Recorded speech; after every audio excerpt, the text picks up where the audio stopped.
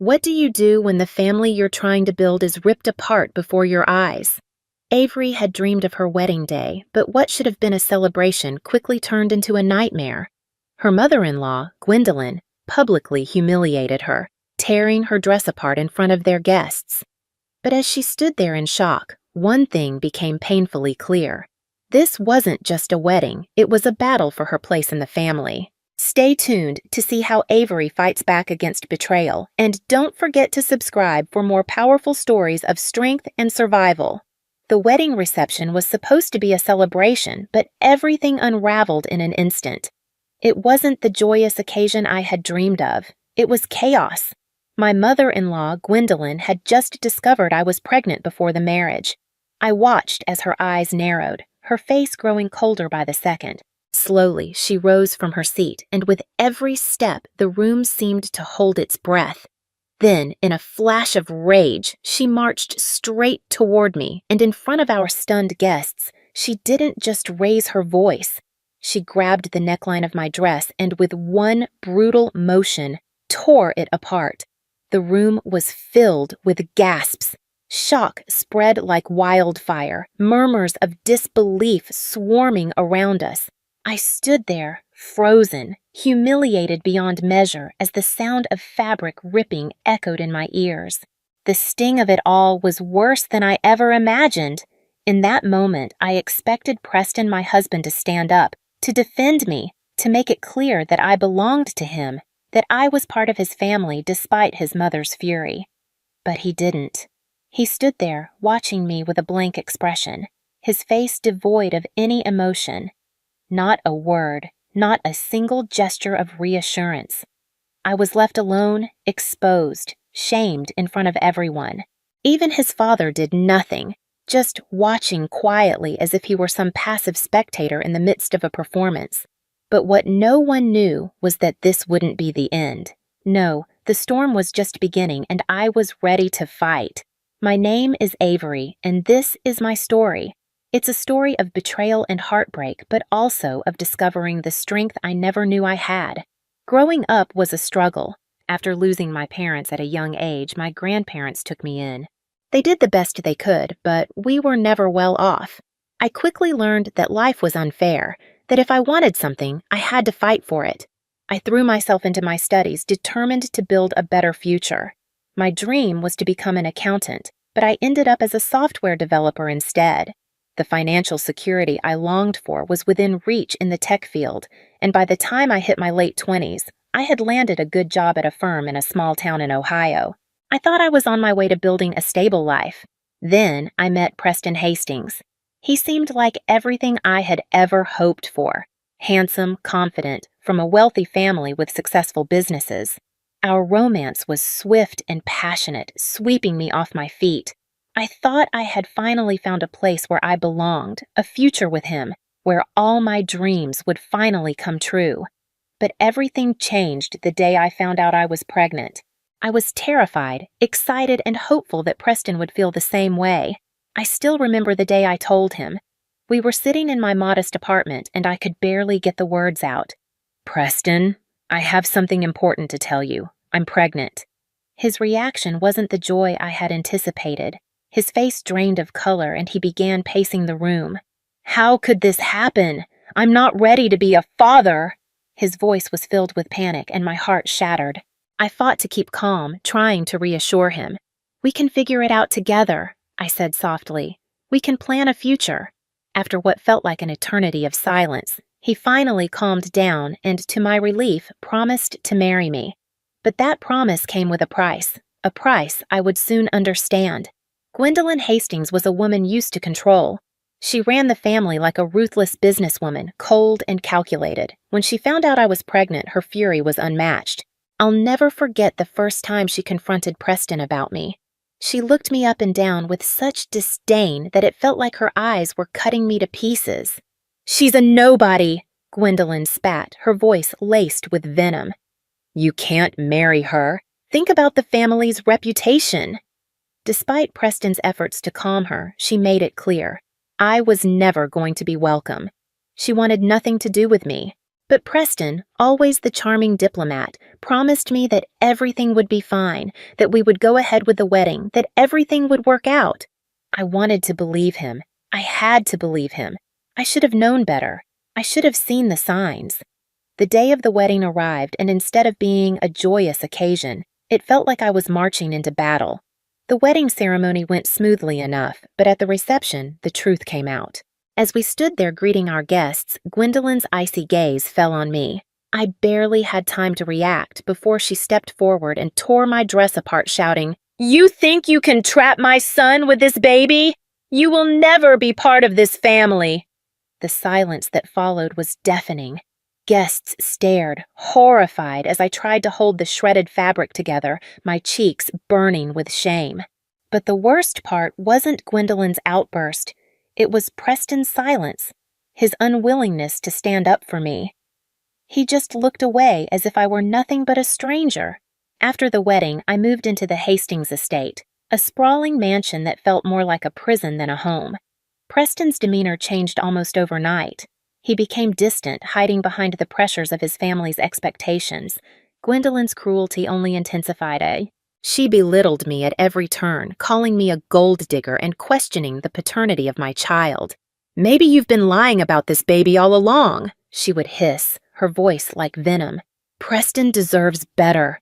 Each day I felt more isolated, but I stayed, believing that I could make this work, that somehow Preston would change.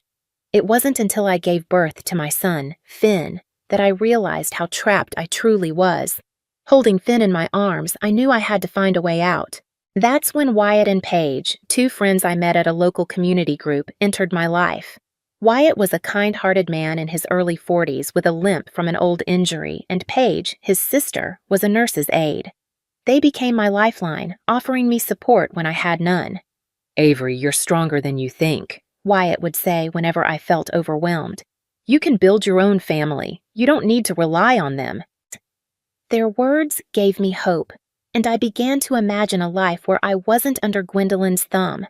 But just when I thought I could begin to rebuild, Gwendolyn escalated her attacks. One evening, I overheard her speaking to Preston, her voice cold and calculating. "You need to put your foot down or you'll lose everything. She'll take this baby and ruin your life." Preston's reply left me stunned. "I don't know what to do, Mom," he said, his voice tinged with helplessness. "What am I supposed to do?" I knew then that I had to protect Finn. If I didn't act now, Gwendolyn would take everything from me. With Wyatt and Paige's help, I began collecting evidence, documenting every insult, every threat, every calculated attempt to undermine my role as a mother. When the day of the custody hearing arrived, I was terrified. Gwendolyn walked in, dressed to perfection, with a smile that said she had already won, but I didn't waver.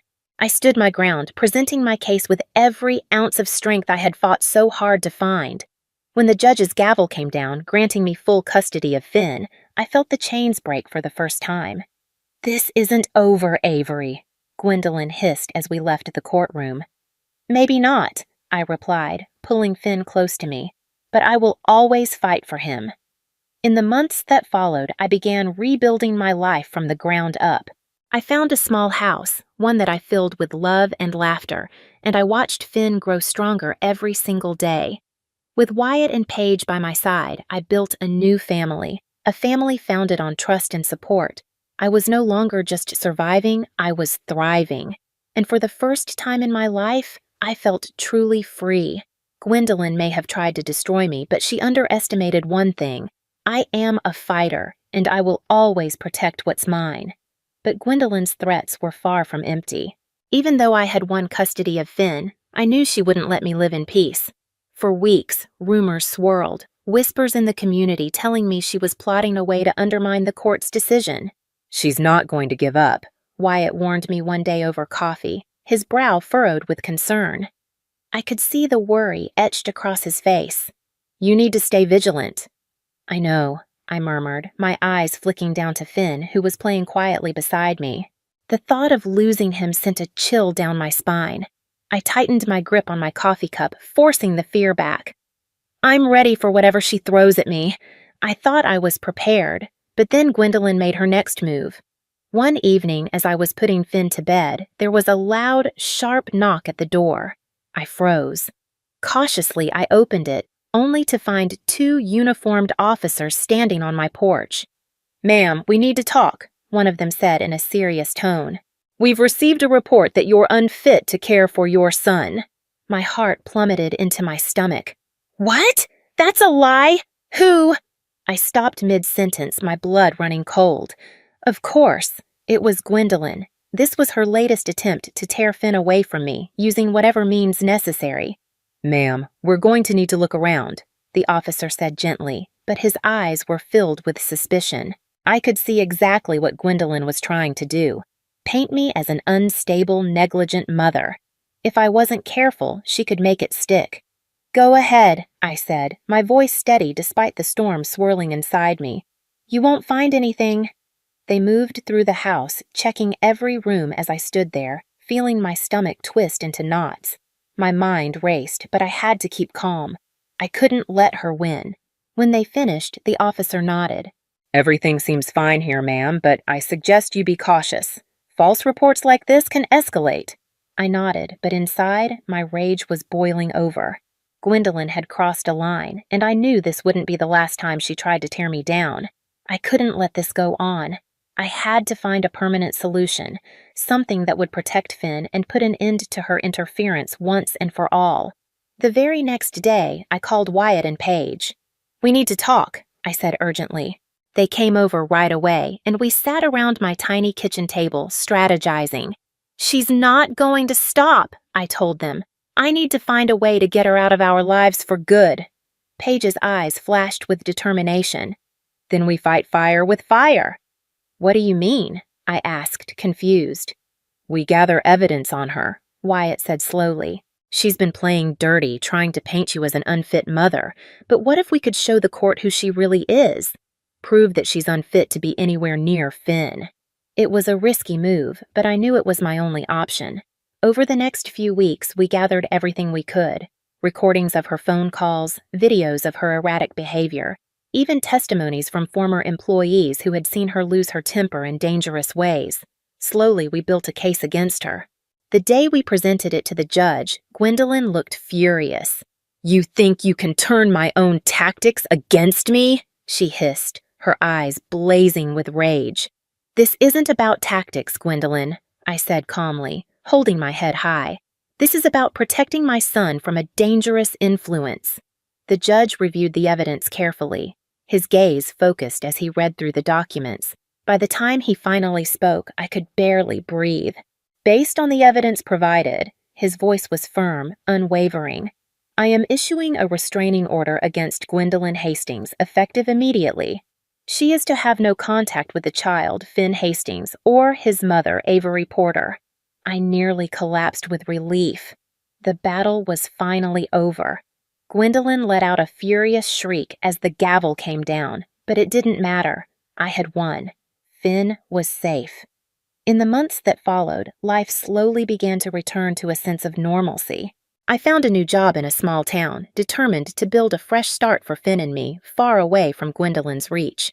Wyatt and Paige helped me move, their support never wavering, as solid as always. One sunny afternoon, as I watched Finn play in our new backyard, something I hadn't felt in a long time washed over me.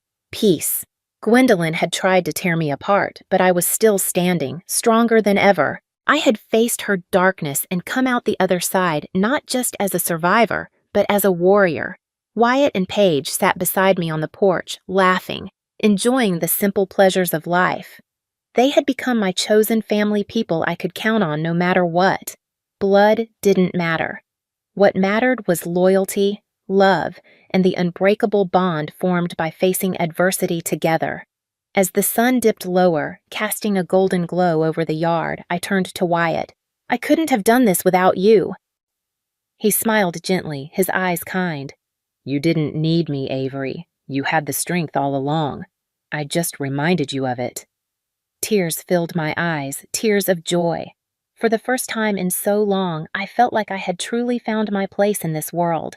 I wasn't just a mother struggling to survive anymore. I was a woman who had fought for her family and won. Gwendolyn may have lost the battle, but she had taught me something crucial: that I could face the worst and still stand tall. I would carry the scars of this journey, but I would wear them with pride. They were proof that I was unbreakable. I glanced at Finn, his laughter ringing out as he chased a butterfly around the yard. "We're going to be okay, baby," I whispered softly. "We're going to be more than okay." No matter what the future held, I knew one thing for certain. I was finally free to build the life I had always dreamed of for myself and for my son. We had weathered the storm, and now, at last, the skies were clear. Together, we would forge a new path, one filled with love, strength, and the promise of brighter days ahead. In the months following the court ruling, life gradually settled into a peaceful rhythm. I found a cozy house in a quiet neighborhood, far from the chaos of the Hastings estate. Each morning, I watched Finn grow stronger. His laughter filled our home with warmth, a sound I never took for granted. I started working remotely for a small software firm, the simplicity of our life becoming a wellspring of strength. The small joys, like Finn's giggles as he chased butterflies in the backyard, became everything. Wyatt and Paige remained constants in our lives, visiting often to check in, offer support, and help whenever they could. They had become the family I'd always longed for, proving that love and loyalty are not always bound by blood. One evening, as I sat on the porch, holding Finn close, I finally allowed myself to breathe. I wasn't just surviving anymore, I was thriving. I had fought for my son, for our future, and against all odds, we had won. The scars of the past still lingered, but they no longer defined me. Instead, they were reminders of the strength I'd found within myself. For the first time in years, I felt truly free. Hope filled me as I looked toward the future, ready to embrace whatever came next. What do you do when your own family turns against you and the person you trusted the most refuses to stand up for you? When the people who should protect you instead use you as a pawn? How do you find the strength to fight back? Avery's story is one of unimaginable betrayal, but also of incredible resilience. She was humiliated on the day that was supposed to be her wedding day, torn apart by her mother-in-law's cruel actions in front of everyone. But it didn't end there. Despite the weight of Gwendolyn's vicious attacks and Preston's silence, Avery fought for what mattered most: her son, Finn. When she was pushed to the brink, she stood up and made a decision that would change everything. With the help of true friends like Wyatt and Paige, Avery gathered the evidence she needed to protect her son from the people who sought to tear them apart. And when the judge's gavel came down, granting her full custody, it was a moment of triumph. Not just for her, but for all the mothers out there who know that sometimes the only way to protect your family is to fight for them, no matter the cost. So, what would you have done? Would you have stayed silent, hoping things would improve? Or would you have fought back, no matter how hard it got? Let's talk about it in the comments. And if you found Avery's story inspiring, don't forget to like, subscribe, and stay tuned for more.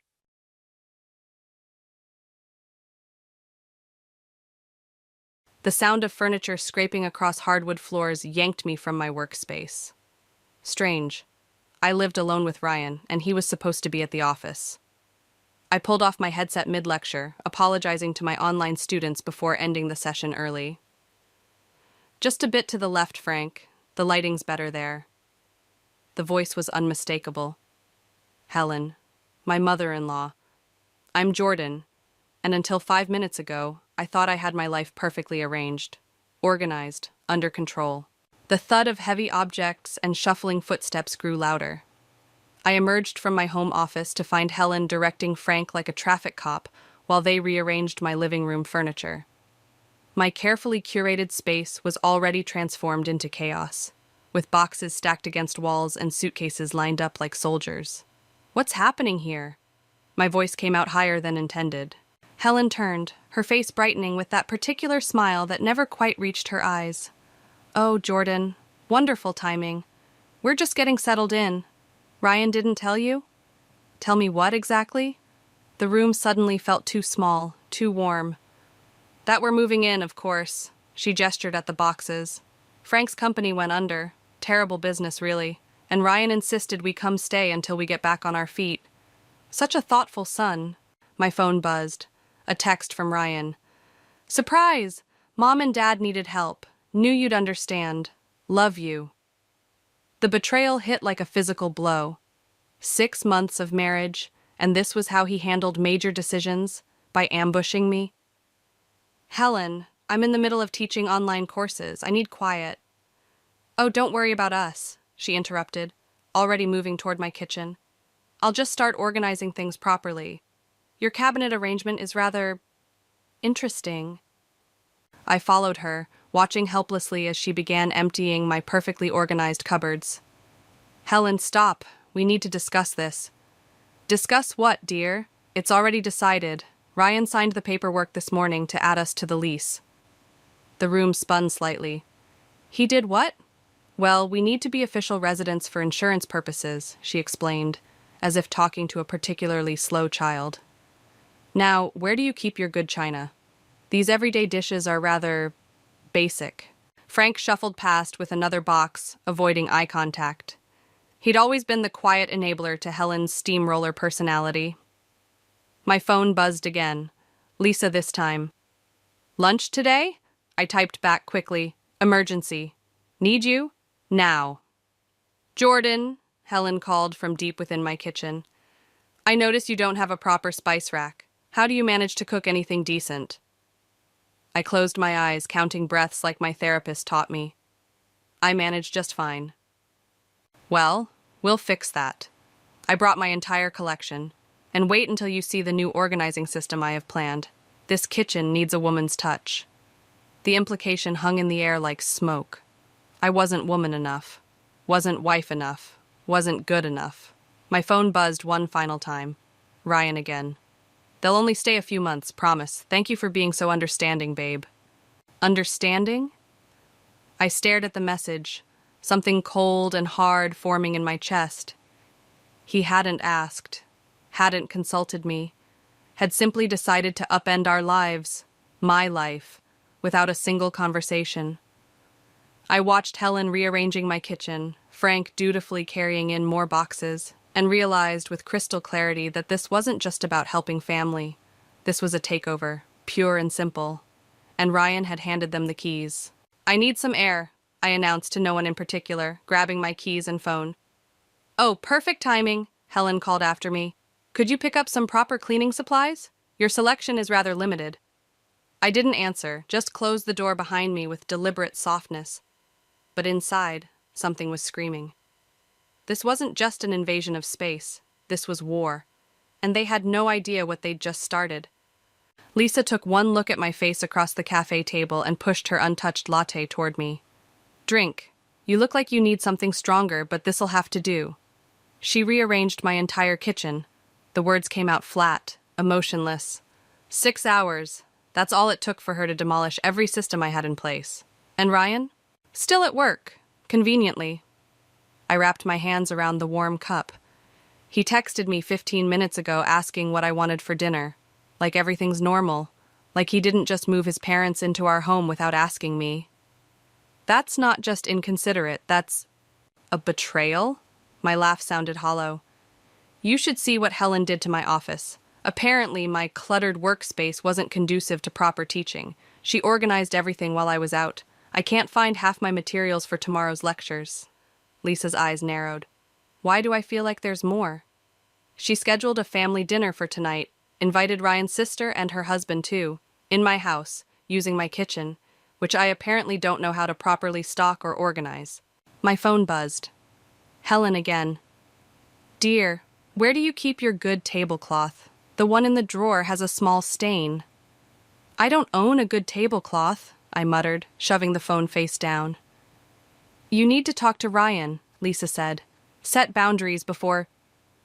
Before what? Before his mother completely takes over? Too late.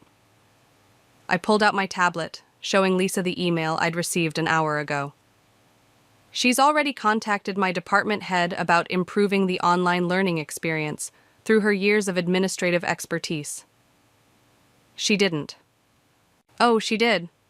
30 years as a school principal apparently qualifies her to redesign my college-level courses. The bitterness in my voice surprised even me. And Ryan thinks it's great, says I should be grateful for her experience. My phone buzzed again. Ryan this time. Mom's making her famous pot roast, your favorite. It's not my favorite, I said to Lisa.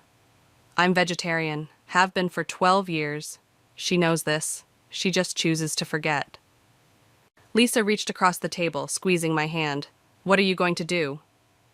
Before I could answer, my phone lit up with a notification from our joint banking app. A significant withdrawal. My heart stopped. $5,000, I whispered, showing Lisa the screen. He just transferred $5,000 to his parents' account, without discussing it with me. Can he do that? Legally, yes. Ethically? I locked my phone, something cold and calculating settling in my chest. You know what the worst part is? Helen's been making comments about my salary, how teaching online isn't a real job, how Ryan needs to be the primary provider. Jordan, I make twice what Ryan does, I said quietly. My online courses and consulting work, they paid for our house deposit, our wedding, everything. Lisa's expression hardened. They're using you. Yes. The realization didn't hurt as much as I expected. Maybe because I'd already known, somewhere deep down. And Ryan's letting them. My phone buzzed one final time. Helen again. Dear, I took the liberty of rescheduling your evening lectures. Family dinner is more important. Ryan agrees. I stood up, gathering my things with deliberate calm. I need to go home and teach my classes in my office with my schedule. And the family dinner? A small, cold smile crossed my face. Oh, I'll be there. But first, I need to make a few calls, starting with our bank. What are you going to do? I thought about Helen's smug smile, Frank's avoiding eyes, and Ryan's casual betrayal. I'm going to teach them all a lesson about respect and proper organization. I picked up my bag, feeling lighter than I had all day. After all, isn't that what family's for? Lisa's worried expression followed me out of the cafe, but I barely noticed. I was too busy planning. Helen wasn't the only one who knew how to take control. She'd just forgotten one crucial detail. This was my house, my life, and my rules. And class was officially in session. The family dinner felt like a carefully orchestrated performance, with Helen as the conductor and everyone else playing their assigned parts. Everyone except me. I sat at my own dining table, now adorned with Helen's lace tablecloth, scrolling through our bank statements on my phone beneath the table. Jordan, dear, you're being awfully quiet. Helen's voice carried that particular note of concern that always preceded criticism. Are you feeling well? You look a bit peaked. I looked up from my screen, where I'd just discovered 3 more unauthorized transfers to Frank's business account. Just fascinated by numbers, I said, smiling tightly.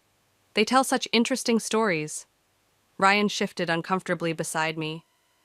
Mom's right, you seem off tonight. Funny you should mention that. I set my phone face down. Frank, how's the job search going? Frank nearly choked on his pot roast. Helen's fork clattered against her plate. It's proceeding, Frank managed, not meeting my eyes.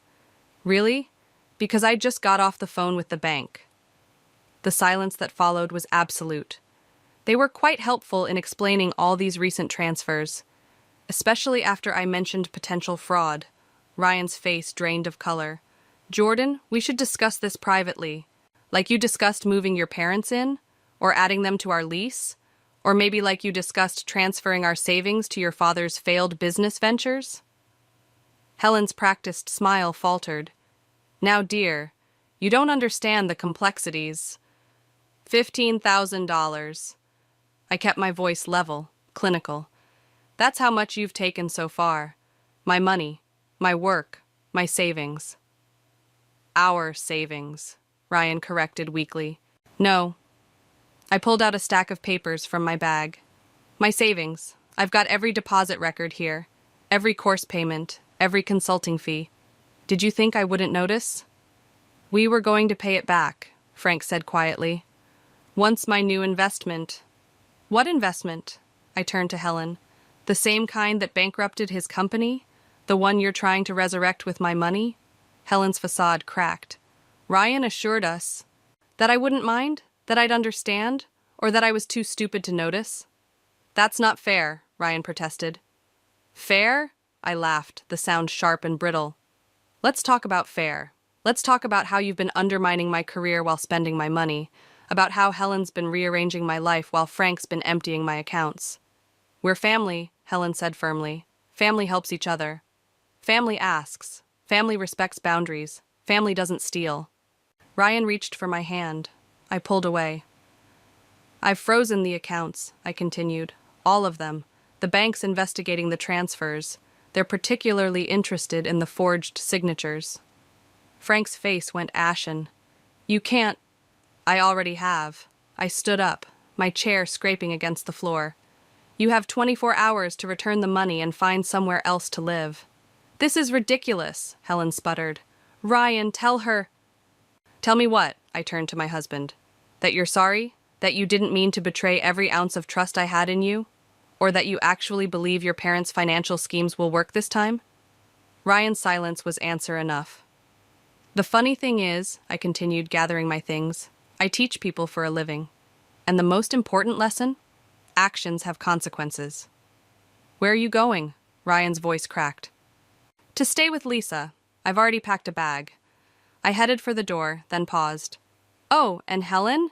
You can keep the tablecloth. Consider it a parting gift. Something to remember me by while you're looking for a new place to live. You can't just leave, Helen called after me. This is family. I turned back one last time, meeting each of their eyes in turn. No, this was a lesson, and class is dismissed. The door closed behind me with a satisfying click, cutting off their protests. In my car, my phone lit up with messages. Ryan begging me to come back, Helen demanding explanations, Frank attempting to justify. I ignored them all, starting the engine instead. They'd taught me something valuable, after all. Sometimes the best revenge isn't just about getting even. It's about getting smart. Lisa's guest room felt like a sanctuary after 3 days of ignored calls and escalating texts. I sat cross-legged on the bed, sorting through financial documents when my laptop pinged with an email from my department head.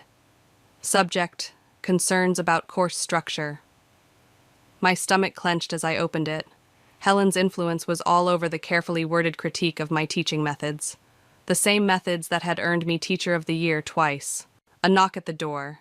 Lisa appeared with coffee and that worried look she'd been wearing since I arrived. Your phone's buzzing again. Let it. I turned the laptop screen toward her. Look what Helen managed to accomplish in just 4 days. Lisa scanned the email, her expression darkening. She's trying to destroy your career. Not trying, succeeding. I pulled up another email. 3 of my students have withdrawn, citing administrative recommendations.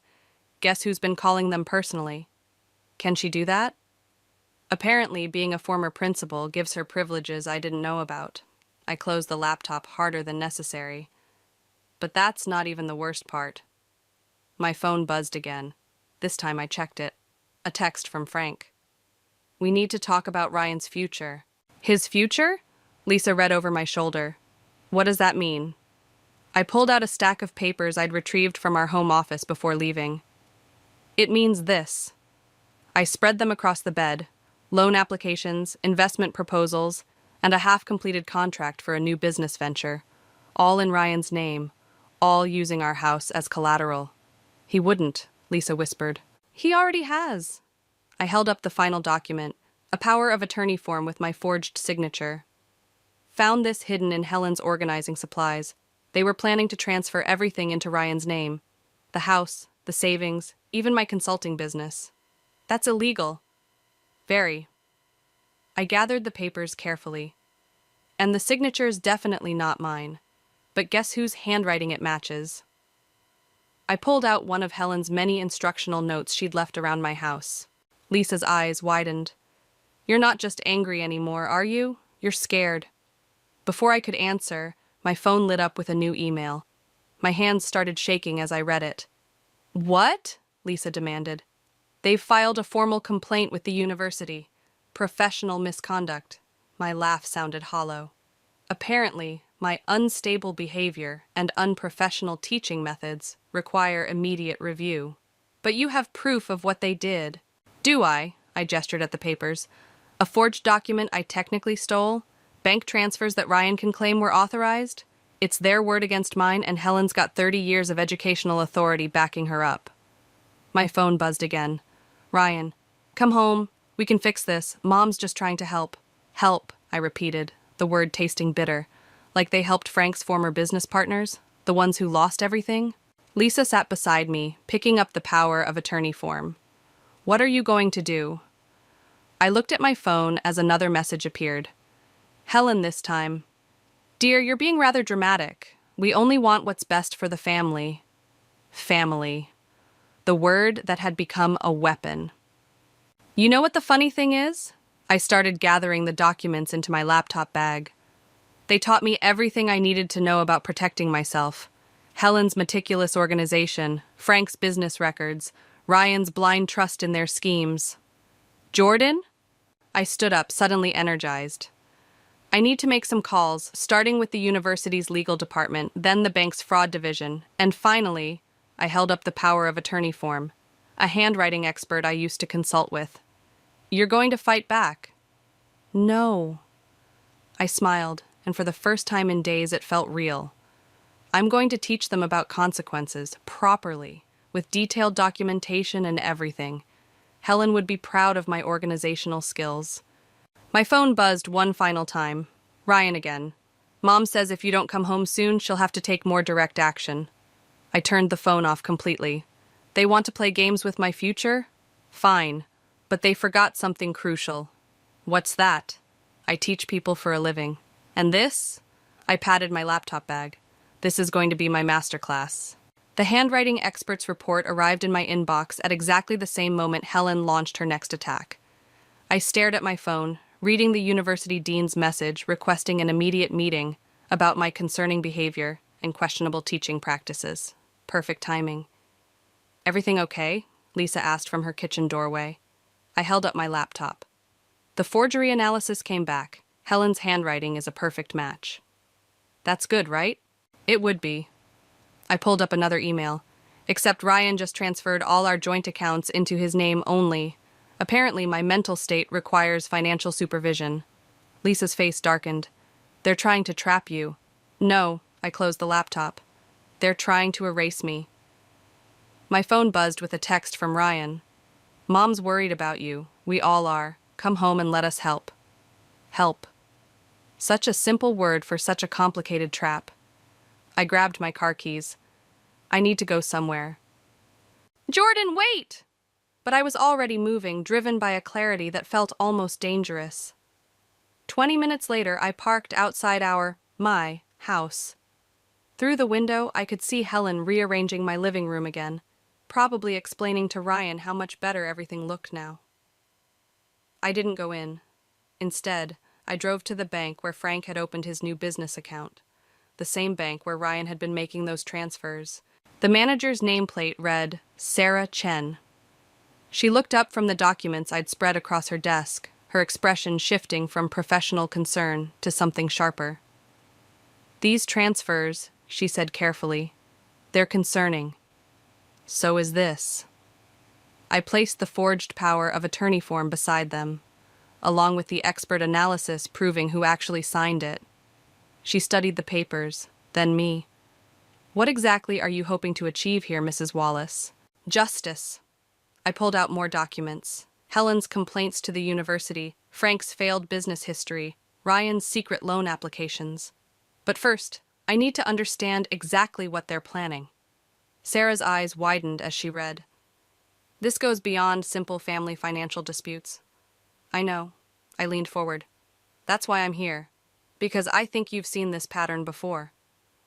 She hesitated, then turned to her computer. Frank Wallace. Yes, there was a previous investigation, several years ago, similar patterns of behavior. What happened? The case was dropped. The primary witness withdrew their complaint.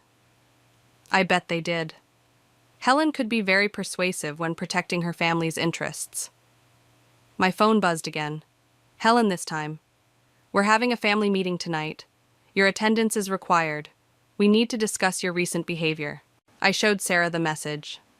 They're planning something. Tonight. She gathered the documents carefully. Mrs. Wallace, given what you've shown me, I strongly recommend you don't go home. Let us handle the investigation. Investigation? I'm officially reporting this as suspected financial fraud. She met my eyes. But these people, they seem dangerous. Not physically, perhaps, but they're trying to destroy everything I've built. I stood up. My career, my finances, my reputation. Exactly why you should let professionals handle this. I gathered my copies of the documents. Thank you, Mrs. Chen, but I need to handle this my way. Mrs. Wallace, call me Jordan. I paused at her door. And don't worry, I'm not going to do anything rash. My phone buzzed one final time. Ryan, Mom's made your favorite dinner. Please come home. We can fix everything. I texted back for the first time in days. You're right, let's fix everything. Tonight. Lisa was waiting when I returned to her house. Where did you go? I showed her the bank documents, the fraud report, everything. I'm going home tonight.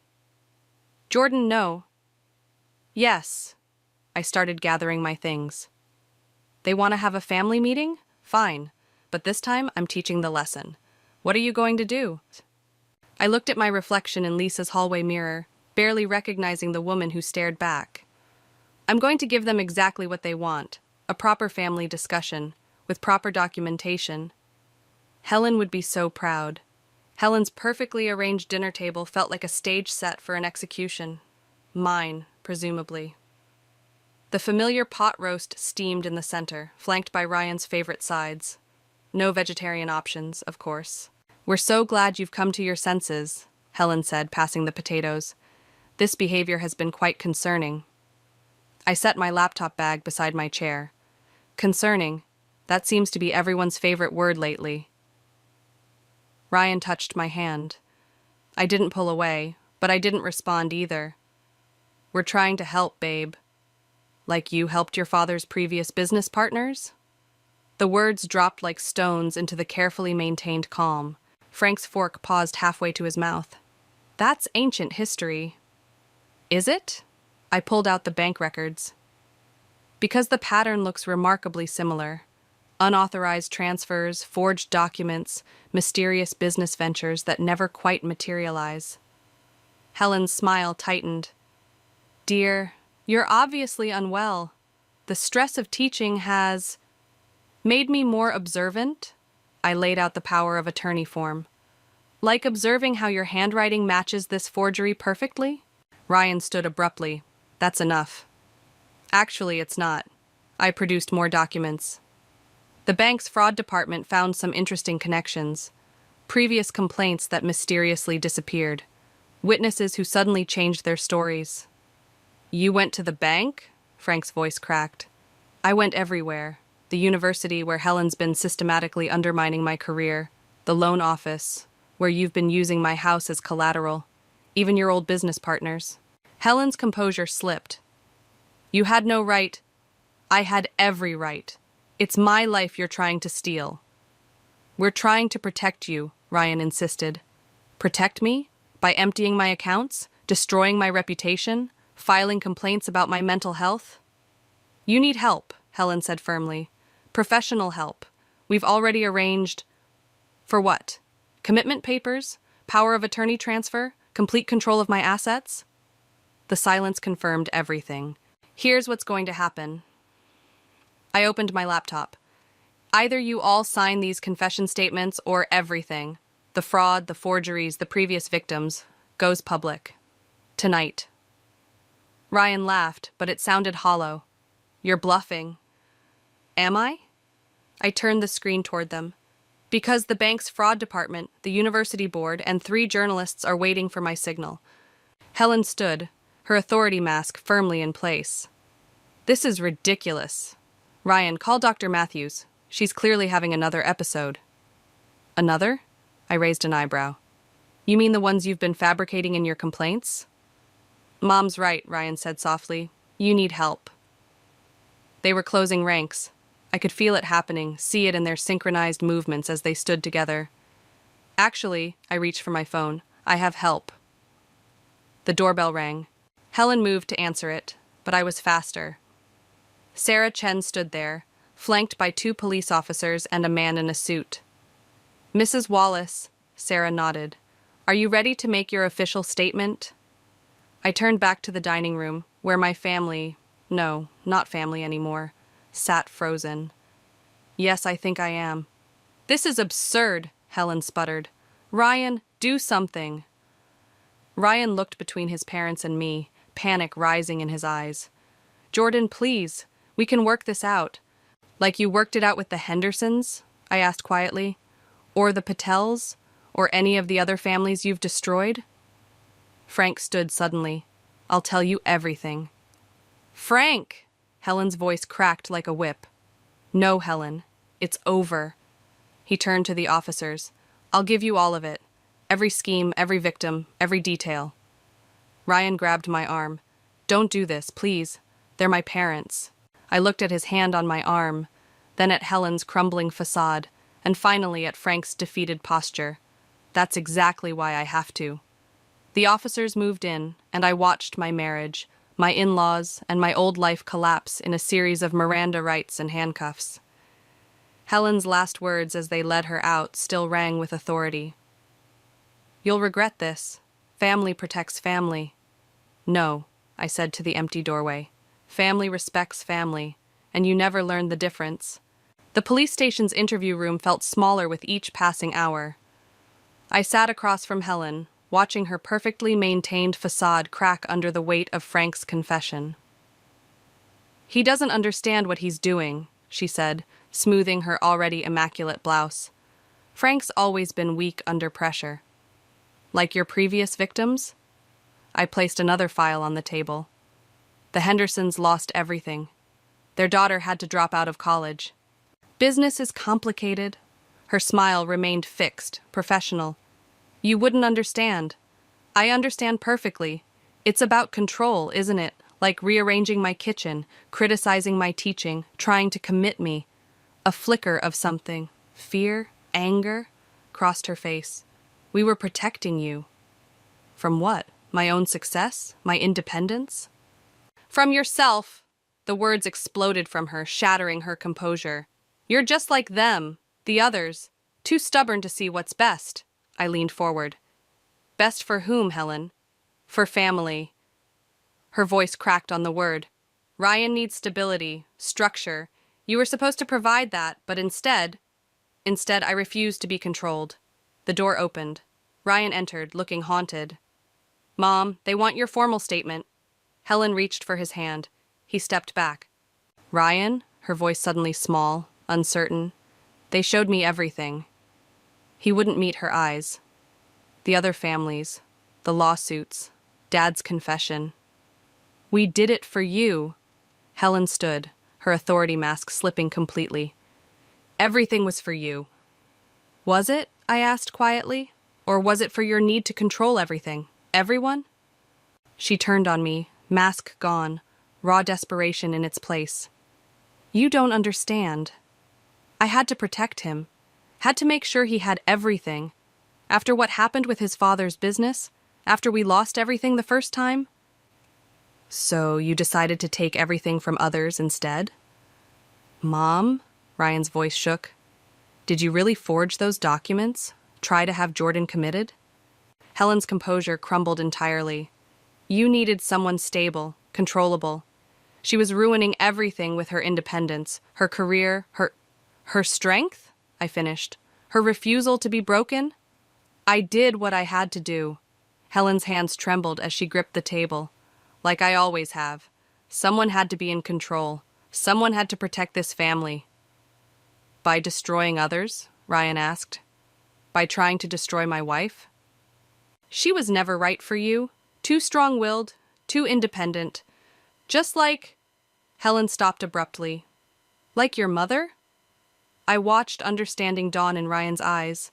"That's what this is really about, isn't it? Your own mother's independence? Her refusal to let you control her life?" Helen sank back into her chair, something vulnerable and ancient crossing her face. "She left us. Left me. I swore I'd never let that happen again. Never let anyone else's independence tear apart my family. So you tore apart other families instead. Ryan's voice was hollow. God, Mom, what did you turn us into? A knock at the door. The detective entered. Mrs. Wallace, we're ready for your statement now. Helen straightened, trying to gather her dignity.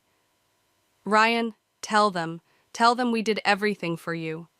But Ryan stepped back, taking his place beside me. No, Mom, you did it for yourself. And now you have to face that. As they led Helen out, she turned one last time. Family protects family, she whispered, but this time it sounded like a question. No, I replied softly. Family respects family, and sometimes respect means letting go. The door closed behind her, leaving Ryan and me in silence. He reached for my hand, then stopped himself. I don't expect forgiveness, he said quietly. Good. I gathered my things. Because this isn't about forgiveness, it's about consequences. What happens now? I paused at the door, thinking of Helen's desperate need for control, of Frank's weakness, of Ryan's complicity. Now? Now everyone learns to live with their choices, including me. The door clicked shut behind me, final as a judgment. The university auditorium buzzed with anticipation. I adjusted my microphone, scanning the faces of educators and students gathered for the conference on financial abuse and family manipulation. Control doesn't always wear obvious chains, I began, my voice steady. Sometimes it looks like love. Sometimes it sounds like protection. In the front row, Lisa gave me an encouraging nod. Beside her sat Sarah Chen, who'd become more than just a bank manager during the investigation. My mother-in-law taught me the most valuable lesson of my life, I continued, but not the one she intended. My phone vibrated. Another message from Ryan. I'd stopped reading them weeks ago after the sentencing. His parents had taken a plea deal, but the ripples of their schemes still spread. Former victims were coming forward, sharing stories that echoed my own. Financial abuse thrives in silence, I told the audience. It grows in the spaces between family loyalty and protecting our own. Movement at the back of the auditorium caught my eye. A woman slipped in late, her posture rigid with familiar authority. Helen's sister, Margaret. She'd reached out after the trial, sharing stories of their controlling mother, of Helen's desperate need to never be powerless again. The hardest part isn't recognizing the abuse, I said, meeting Margaret's eyes. It's accepting that sometimes the people who hurt us truly believe they're helping. That makes it harder to fight back, harder to break free. My presentation screen showed bank statements, forged documents, careful records of systematic control. The audience leaned forward, recognizing their own stories in mine. But here's what they don't tell you about breaking free. I switched to the final slide, a photo of my reorganized home office, my restored class schedules, my life rebuilt on my terms. It's not about revenge, it's about reclaiming yourself.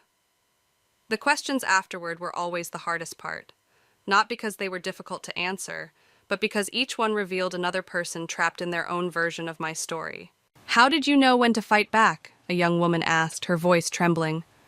When I realized that protecting yourself isn't selfish, I answered. It's necessary. After the presentation, Margaret approached my podium.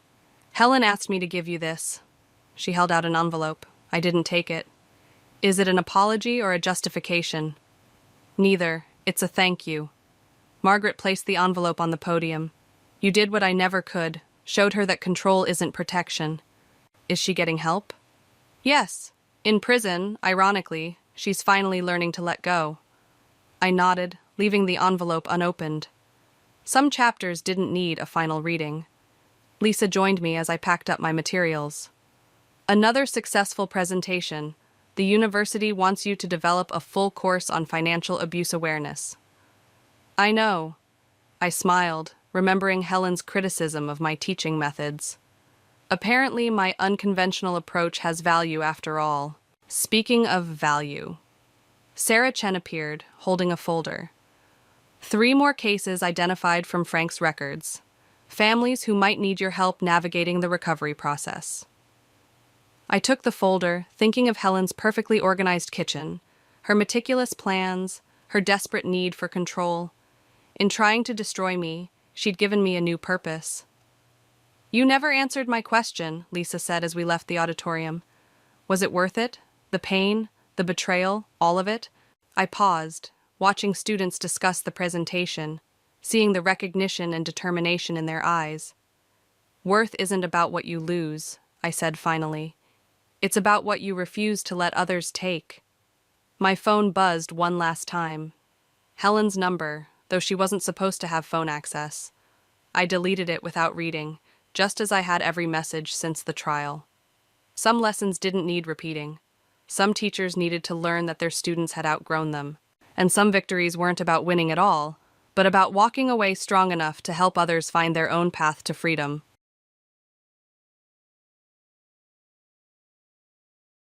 The divorce papers lay between us on our granite kitchen counter like a loaded gun.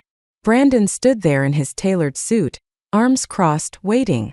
10 years of marriage reduced to 28 pages of legal jargon. I'm Rosalie, and this is the moment my husband decided to blame me for his own failures. It's been 3 years of trying, he said, his voice carrying that familiar executive tone he used in boardroom meetings. We need to face reality. My fingers traced the edge of the papers, fighting the urge to crumple them into a ball and throw them in his perfect face. Reality? Which reality would that be, Brandon? The one where I'm somehow defective? He shifted his weight, jaw tightening. This isn't about blame, Rose. We both want different things now. I need a family, I finished for him, because apparently I'm the reason we don't have one. The kitchen suddenly felt too small, too warm. The morning sun streaming through our designer windows seemed to mock the perfection we'd cultivated in this house.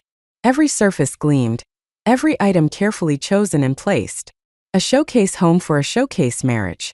I've already moved most of my things to the new apartment, he said, checking his watch. The movers will come for the rest next week. Of course he had. Brandon Turner never left anything to chance. He probably had this planned for months, waiting for the perfect moment to blindside me. When did you stop loving me? The question slipped out before I could stop it. His expression flickered. Guilt, maybe? Or just annoyance at having to deal with emotional messiness. That's not fair, Rose. Sometimes things just don't work out. I laughed, a harsh sound that surprised us both. Fair? You want to talk about fair? 10 years, Brandon. 10 years of my life dedicated to building your perfect little world. And now you're throwing me away because I can't give you children. He straightened his tie, a nervous habit I used to find endearing. My lawyer will contact yours. I'm being more than generous with the settlement. How considerate of you. I picked up the papers, letting them dangle from my fingertips like something contaminated. Does your new apartment have space for all your lies? Or are you keeping those here with me? His phone buzzed. He glanced at it, then back at me. I need to go. There's a meeting at 9. Of course there is. I watched him head for the door, this stranger wearing my husband's face. Brandon.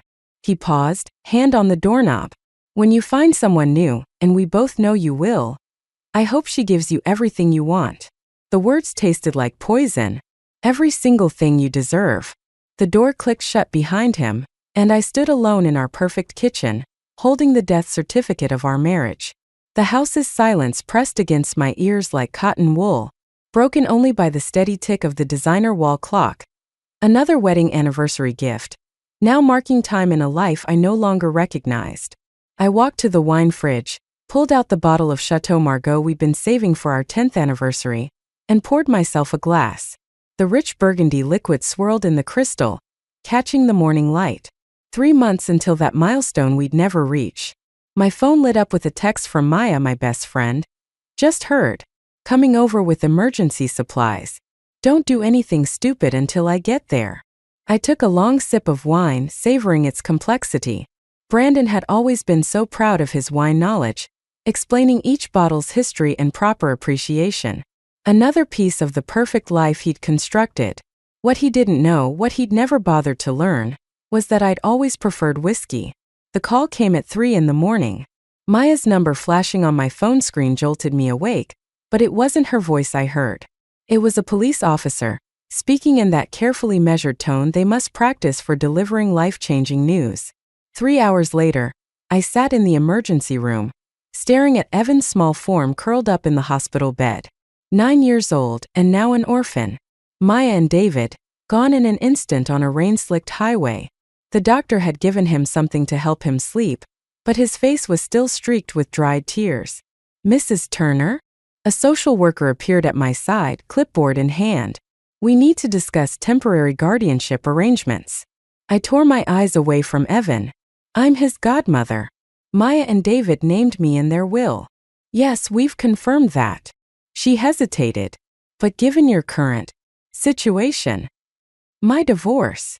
The word still felt foreign on my tongue. "That has nothing to do with my ability to care for him." She shuffled through her papers. "There will need to be home visits, evaluations. Do whatever you need to do." My voice came out harder than intended. "But I'm not leaving him alone in the system while you sort out the paperwork." The social worker's expression softened slightly. "It won't be easy, Mrs. Turner. He's experienced severe trauma." I watched Evan's chest rise and fall with each breath. Nothing worth doing ever is. The next few days passed in a blur of funeral arrangements and legal documents. I moved Evan into my new apartment, a far cry from the showcase home I'd shared with Brandon, but it had 2 bedrooms and a tiny balcony where I'd started growing herbs. On the 4th night, the thunderstorm hit. I found Evan huddled in his closet, hands pressed against his ears. "They were driving in the rain," he whispered when I crouched beside him. "That's what the police said." I sat down next to him, close enough to touch but not crowding. "Want to know something? Your mom used to be scared of storms too." His head lifted slightly. "Really? Mom?" In college, she'd climb into my bed during thunderstorms. We'd make hot chocolate and tell ghost stories until it passed. A particularly loud crack of thunder made him flinch. Without a word, I stood and held out my hand. "Come on. I think we have some hot chocolate mix in the kitchen." Later, as we sat at the kitchen counter with our mugs, Evan spoke so quietly I almost missed it. "Are you going to leave too?" The question hit me like a physical blow. "No, sweetheart. I'm not going anywhere." "But your husband left." Of course Maya would have told him about the divorce. She never believed in hiding things from kids. That was different. Brandon and I, we weren't meant to be a family. But you and me? We already are one. He studied his hot chocolate intently. "Dad said family stays together no matter what." "Your dad was right." I touched his shoulder gently. "And that's exactly what we're going to do." The next morning I called in sick to Urban Threads and took Evan to the park. We sat on a bench, feeding ducks and watching joggers pass by. A young couple pushed a stroller past us, and I felt that familiar ache in my chest, the one Brandon's accusations had made so much sharper. "Mrs. Turner?" I turned to find Mr. Thompson, David's old friend and mentor, standing behind our bench. His silver hair was slightly disheveled, his usual impeccable suit replaced by casual weekend wear. "I heard about Maya and David." His eyes moved to Evan, who had shrunk closer to my side. "I've been trying to reach out, but with everything happening, it's been chaos," I admitted. "We're still adjusting." He nodded, then addressed Evan directly. "Your father was one of the finest engineers I ever knew. He talked about you all the time." Evan's grip on my arm loosened slightly. "He did. Indeed. He was very proud of your science fair project last year. The solar-powered water purifier." For the first time in days, I saw a ghost of a smile cross Evan's face. Mr. Thompson pulled out a business card, handed it to me. "When you're ready, I'd like to help. Whatever you both need." I watched him walk away, the card heavy in my hand. Behind us, the ducks squabbled over the last pieces of bread, and Evan's head gradually came to rest against my shoulder. Family stays together no matter what. Maybe David had been right after all. The manila envelope arrived without warning, mixed in with junk mail and bills. Dr. Sarah Chen's return address caught my eye, Brandon's former physician from when we were trying to conceive. My hands trembled as I opened it. Inside was a single sheet of paper, dated 3 years ago. Medical terminology jumped out at me: severe oligospermia, compromised motility, extremely low probability of natural conception. The room tilted sideways. I grabbed the kitchen counter, my knuckles white against the granite. All those specialists, all those treatments, all those tears, and he had known. He had known all along. My phone buzzed. A text from Brandon. Dropping by tomorrow to pick up the last of my things. 2 p.m. okay. I stared at his message until the words blurred. 3 years of watching me blame myself, 3 years of maybe next month. 3 years of him letting me carry that weight alone. The doorbell rang, startling me. Mr. Thompson stood on my doorstep, holding a laptop bag. I hope I'm not interrupting. Evan mentioned having trouble with his science project. No, please come in. I quickly tucked the medical report into a drawer. He's been struggling with the coding part. Evan emerged from his room at the sound of voices, his face lighting up at the sight of Mr. Thompson. They settled at the dining table, heads bent over the laptop as Mr. Thompson explained programming concepts I barely understood. I busied myself making coffee, trying to steady my hands, trying not to think about that damning piece of paper in the drawer. The coffee maker gurgled and hissed. "Mrs. Turner?" Mr. Thompson's voice pulled me back. "The coffee's overflowing." I looked down to find dark liquid spreading across the counter. "Sorry, I was distracted." He studied me with those keen eyes that seemed to see too much. "Evan, why don't you try implementing what we discussed? I'll help your godmother clean up." As we mopped up coffee, Mr. Thompson spoke quietly. "I knew Brandon, you know, through business circles." "Did you?"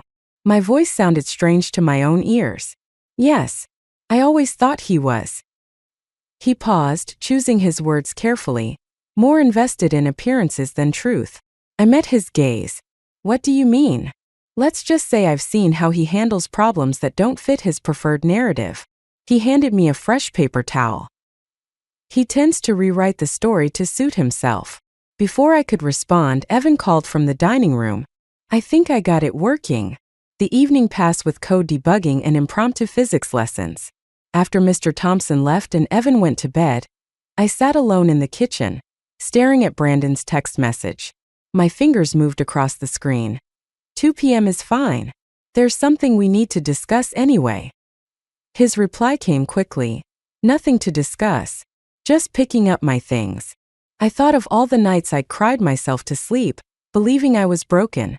All the times he'd held me, knowing the truth, letting me shoulder the blame. The rage that filled me was cold and precise. "Oh, but there is," I typed. "Dr. Chun sends her regards." No response. The next morning, I dropped Evan at school and went to work at Urban Threads. My colleague Sarah noticed something was off. "You okay? You've been folding that same sweater for 10 minutes. I smoothed the fabric, trying to focus. "Just thinking about karma."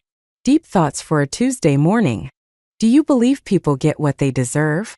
The words spilled out before I could stop them. She considered this while rearranging a display. "I believe truth has a way of surfacing, whether we want it to or not." At 1:55 p.m., I left work early and drove home. Brandon's sleek BMW was already parked outside. He stood by his car, phone pressed to his ear, his perfect posture betraying tension. I pulled into the driveway, remembering Mr. Thompson's words about preferred narratives. Brandon ended his call as I approached, his face a mask of practiced neutrality. "We should talk inside," I said, unlocking the door. He followed me into the kitchen. The same kitchen where he'd handed me divorce papers months ago. This time I had papers of my own to share. The school auditorium buzzed with excitement as parents filed in for the 6th grade science fair. I sat near the front, program crumpled in my hands, watching Evan adjust his display board one last time. Mr. Thompson stood beside him, offering quiet suggestions that made Evan's face light up with understanding. My phone vibrated. A text from Brandon. "Heard about your new family situation. Taking in Maya's kid? Really, Rose?" The message burned in my pocket as I watched Evan demonstrate his project. The same solar-powered water purifier he'd built with his father, now improved with Mr. Thompson's guidance. The judges nodded approvingly, making notes on their clipboards.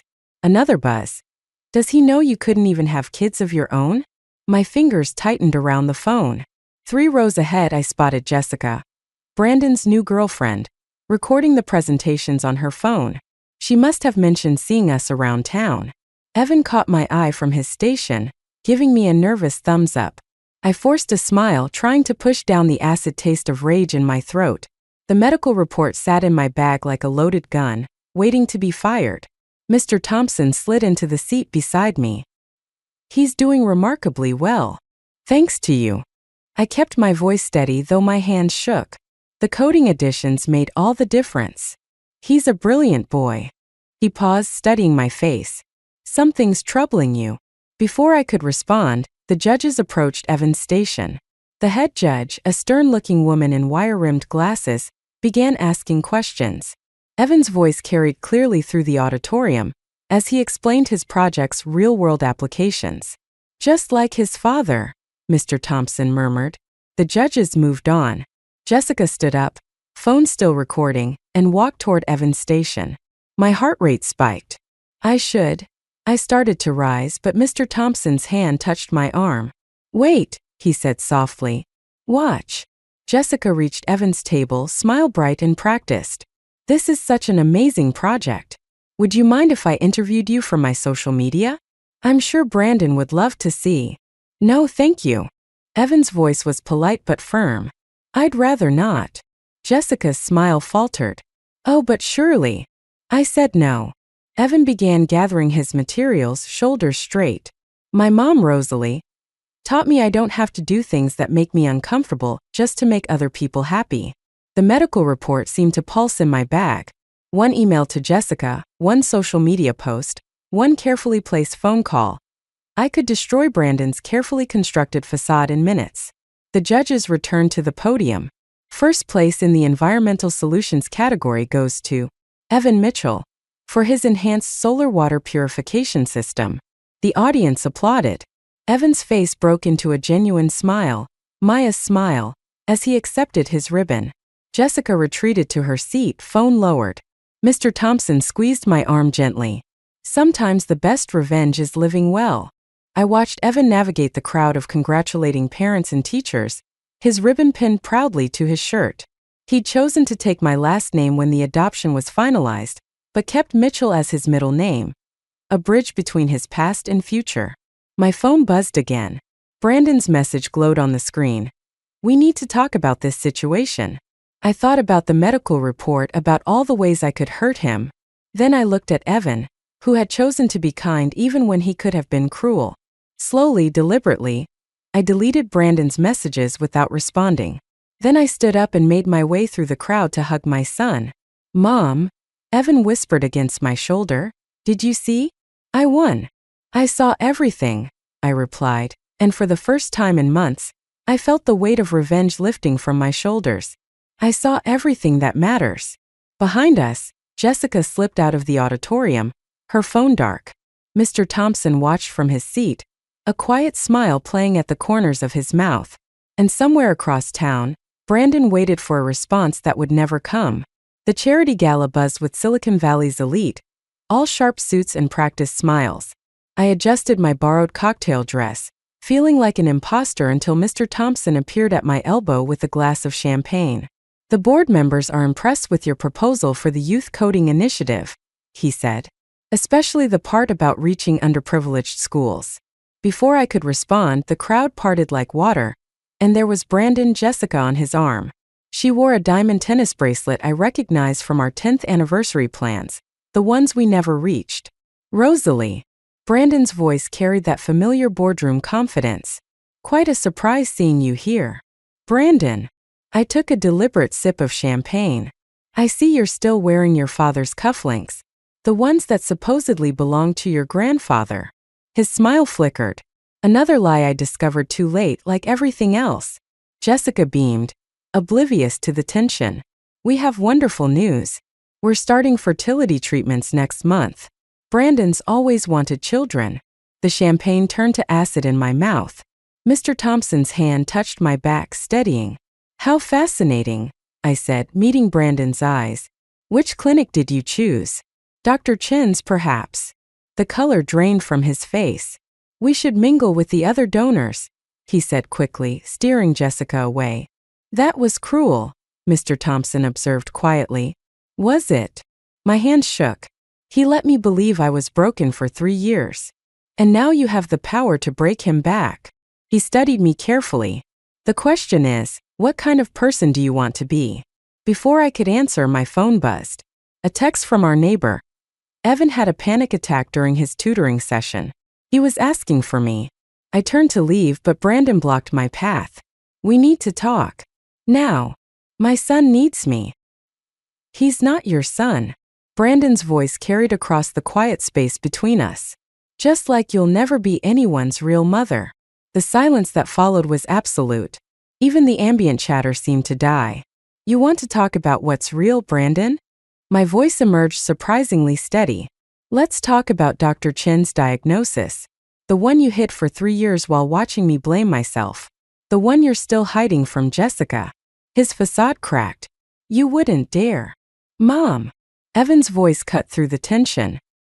He stood in the doorway, still in his school uniform, our neighbor hovering uncertainly behind him. I'm sorry, she called out. He insisted on coming to find you. I moved toward Evan, but Brandon grabbed my arm. This conversation isn't over. Actually, it is. Mr. Thompson's voice carried quiet authority. Unless you'd like the board to hear about your creative accounting with the Anderson project? Brandon's grip loosened. I pulled away, reaching Evan in 3 quick steps. His face was tear-stained, his breathing still uneven. I had a dream about Mom and Dad, he whispered. I couldn't remember Dad's voice. I held him close, feeling his heart race against my chest. Behind us, I heard Jessica asking Brandon what I'd meant about Dr. Chen. Let's go home, I said to Evan, but he pulled back slightly. Can Mr. Thompson come? He knows what Dad's voice sounded like. I turned to find Mr. Thompson already collecting our coats, while Brandon led a confused-looking Jessica toward the exit. Of course I'll come, Mr. Thompson said. I have some videos from when your father presented at conferences. Would you like to see those? Evan nodded, his breathing steadier now. As we left, I caught a glimpse of Brandon watching us, his perfect world beginning to unravel. I could have ended him right there, exposed every lie in front of everyone who mattered to his career. Instead, I walked away with my son and the man who'd shown us both what real strength looks like. Let Brandon's lies catch up to him on their own time. I had more important things to focus on. Mom. Evan's voice was small. Can we have hot chocolate when we get home? With extra marshmallows, I promised, leaving revenge behind like a discarded party favor. Jessica's Instagram post appeared on my phone screen at 3 a.m. Sometimes the people closest to us hide the biggest secrets. Heartbroken but stronger. #moving on #truth. I scrolled through the comments, watching Brandon's carefully constructed life implode in real time. His sister had chimed in. I always knew something was off about your divorce from Rosalie. The triumph I'd imagined feeling never came. Instead, exhaustion settled deep in my bones as I sat in my darkened kitchen, the blue light of my phone casting shadows. A text from Brandon lit up my screen. You ruined everything. Happy now. Before I could respond, another message arrived. The board is reviewing the Anderson project tomorrow. Thompson's doing. You both will regret this. The threat in his words made my stomach clench. Mr. Thompson had stuck his neck out for me, recommending me for the youth coding initiative. If Brandon revealed certain creative liberties we'd taken with the budget, my phone rang Mr. Thompson's number. The board called an emergency meeting, he said without preamble. Brandon's making accusations. I'll resign, I said quickly. You shouldn't lose everything because of me. That's not why I called. His voice softened. Check your email. I opened my laptop, finding a new message from Brandon to the entire board. Attached were photos, surveillance shots of me and Mr. Thompson together at dinner at Evan's school events, leaving my apartment late at night. He's painting it as a scandal, Mr. Thompson said quietly, suggesting impropriety in your hiring. The kitchen walls seemed to close in. Evan's scholarship. The board's questioning everything now. A small sound made me turn. Evan stood in the doorway, pajama-clad and pale. Mom? Is something wrong? Everything's fine, sweetheart. Go back to bed. But he didn't move. I heard you crying earlier. Had I been crying? I touched my cheek, finding it wet. I got another email, Mr. Thompson said in my ear. Brandon's threatening to contest the adoption. The phone slipped from my fingers, clattering on the counter. Evan rushed forward, his small hands steadying me as my knees buckled. He can't, I whispered, but Brandon's words from the gala echoed. He's not your son. Mom! Evan's voice cracked. Are they going to take me away? I pulled him close, breathing in the scent of his shampoo. Never. I promise. My phone buzzed again. Brandon. Board meeting tomorrow, 9 a.m. Bring your resignation letter if you want to protect Thompson's reputation. And Evan's future. Evan pulled back. His face set in that determined expression that reminded me so much of Maya. I recorded something, he said. The day of the science fair, when Jessica came to my table. He grabbed my phone, pulled up a video. Jessica's voice came through clearly. Brandon's so excited about starting our family. He says he's always wanted children. Then Brandon's voice in the background. Absolutely. Nothing wrong with me. Just needed the right partner. The timestamp showed it was taken minutes before he'd confronted me at the gala. I knew he was lying, Evan said quietly. Like he lied about you. Mr. Thompson's voice came through the forgotten phone on the counter. Rosalie? Are you there? I picked up the phone with trembling hands. Can you call an emergency board meeting? Tonight. It's almost 4 a.m. Trust me. Evan tugged my sleeve. Mom? Remember what you told me about the thunderstorm? About being brave. I looked at my son because that's what he was regardless of blood or papers, and saw Maya's strength shining through his eyes. Sometimes, I said into the phone, the storm has to get worse before it breaks. Mr. Thompson was quiet for a moment. I'll make the calls. But Rosalie. Yes. Whatever happens, you're not alone in this. I ended the call and hugged Evan tight, feeling his heart beat against mine. Brandon wanted a war? Fine. But he'd forgotten one crucial thing. I wasn't fighting just for myself anymore. Dawn was breaking as I forwarded Evan's video to the board members, saying, Jessica, sometimes karma needs a little push. The emergency board meeting buzzed with tension as Brandon paced before the conference table. His perfectly pressed suit couldn't hide the wild look in his eyes. These accusations are baseless, he said, gesturing at the surveillance photos projected on the wall. Thompson's been compromised by his personal relationship with my ex-wife. I sat between Mr. Thompson and Jessica, who'd arrived moments after receiving Evan's video. Her mascara was smeared, her knuckles white around her phone. Before we continue, Mr. Thompson said quietly, perhaps we should address the Anderson project discrepancies. Brandon's step faltered. Those numbers were approved. By you, I cut in. After you altered them. The board chairman leaned forward. What alterations? Jessica stood abruptly, her chair scraping against hardwood. I have something to say. This isn't about you, Brandon snapped. No. She turned to face him. Like your infertility wasn't about me? The treatments we've been planning, the specialists you claim to have consulted. Brandon's facade cracked. Sit down. The timestamps on your medical records, she continued. They're from when you were married to Rosalie. You knew all along. The room fell silent. Brandon's face contorted, and for a moment, I saw the scared little boy beneath the executive mask, the one who'd rather destroy others than face his own failures. You want to talk about lies? He grabbed his laptop. Let's discuss the real numbers behind Thompson's precious youth coding initiative. Brandon. Mr. Thompson's voice carried a warning. The budget she submitted? Pure fiction. Just like her qualifications to run it. I stood slowly. Play the video, Jessica. She pressed play on her phone. Brandon's voice filled the room. Nothing wrong with me. Just needed the right partner. The board members exchanged glances. Brandon lunged for the phone, but Jessica stepped back. The numbers weren't fiction, I said clearly. They were conservative. Because unlike you, I actually visited the schools. Talked to the kids. Saw what they could do with even limited resources. Like your adopted charity case? Brandon sneered.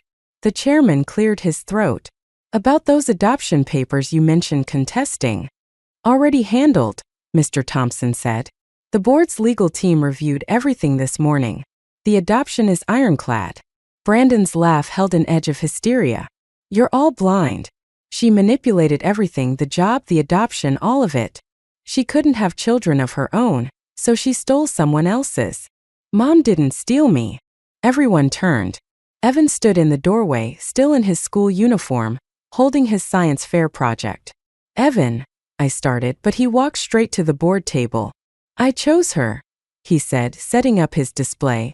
Like I chose to improve my dad's design instead of starting over. Because sometimes the best family isn't the one you're born with, it's the one you build. Brandon stared at the solar water purifier, at David's original plans visible beneath Evan's improvements. The board has heard enough, the chairman said. Brandon, we'll need your resignation by end of day. You can't. We can and we will. The Anderson project alone. But Brandon wasn't listening. He grabbed the water purifier, raising it over his head. No, Evan shouted. I moved without thinking, catching the project as Brandon released it. Something sharp sliced my palm, but I held on. The room erupted in chaos. Security appeared. Jessica turned away, shoulders shaking. Mr. Thompson helped me steady the project while Evan checked for damage. It's okay, he whispered. We can fix it. Together. Brandon's voice rose above the commotion. This isn't over. But it was. I watched security escort him out, saw the board members shaking their heads, felt Mr. Thompson's steady presence beside me. Your hand's bleeding, Evan said. I looked at my palm, at the thin red line already beginning to heal. Some scars are worth it. The chairman approached, extending his hand. About that youth coding initiative. We'd like to double the budget. Outside, the morning sun broke through the clouds, casting long shadows across the boardroom table. Sometimes karma doesn't just happen. Sometimes it needs witnesses, truth, and a 9-year-old's unwavering faith in the family he chose. The autumn wind scattered leaves across Maya's headstone as I placed fresh flowers beside it. Evan knelt, carefully arranging his latest robotics competition medal next to the bouquet. Mom would have loved watching you compete, he said quietly. She was there. I touched the stone's smooth surface. Just like she's been here all along. A familiar set of footsteps crunched through fallen leaves behind us. Mr. Thompson, James now, appeared with 2 cups of hot chocolate, a tradition we'd borrowed from Maya. Your father would be proud too, he said, handing Evan a cup. Especially of the improvements you made to his design. Evan traced the engraved dates with his free hand. I found something in Dad's old files yesterday. Want to see? He pulled out a folded paper from his jacket, a letter in David's handwriting. My breath caught as I recognized the date. 3 days before the accident. Dear Brandon, Evan read. Thank you for your interest in investing in the water purification project. However, after reviewing your proposed changes to the design, I must decline. My hand shook as I took the letter. He knew. Dad wrote that Brandon wanted to cut corners, make it cheaper to mass produce. Evan's voice held no bitterness, only quiet understanding. He chose integrity over profit. James squeezed my shoulder. Like father, like son.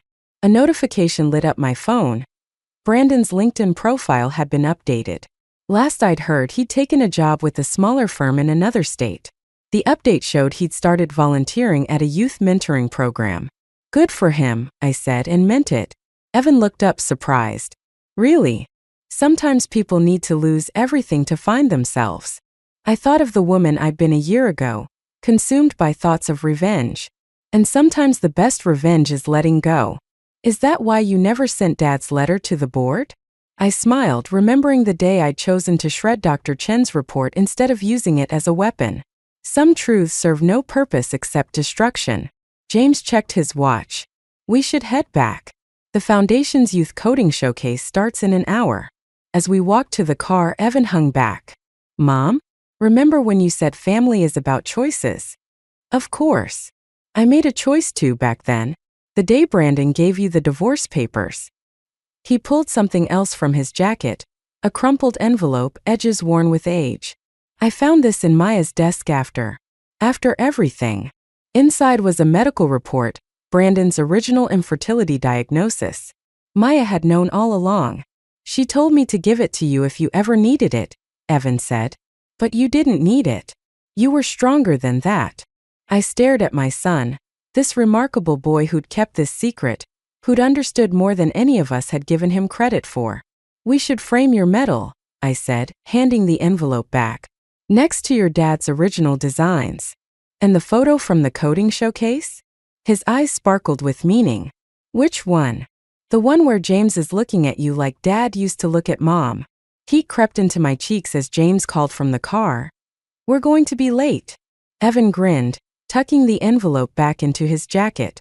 Some secrets I realized were worth keeping. Not for revenge or power, but as reminders of the choices we make and the people we choose to become. The wind picked up, sending leaves dancing around Maya's headstone. For a moment, I could almost hear her laugh, could almost see her nodding approval at the family we'd built from broken pieces and better choices. Ready? James asked as we reached the car. I looked at Evan, already pulling out his project notes, then at James with his quiet strength and unwavering support. The answer came easily, tasting of truth and hot chocolate and second chances. We already are.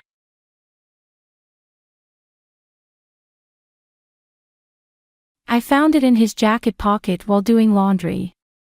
A photograph, glossy and warm from the dryer, showing my husband Luke pressed close to a woman I'd never seen before. Her red dress matched her lipstick, and his hand rested on the small of her back like it belonged there. My name is Kate, and until 30 seconds ago, I thought I had a perfect marriage.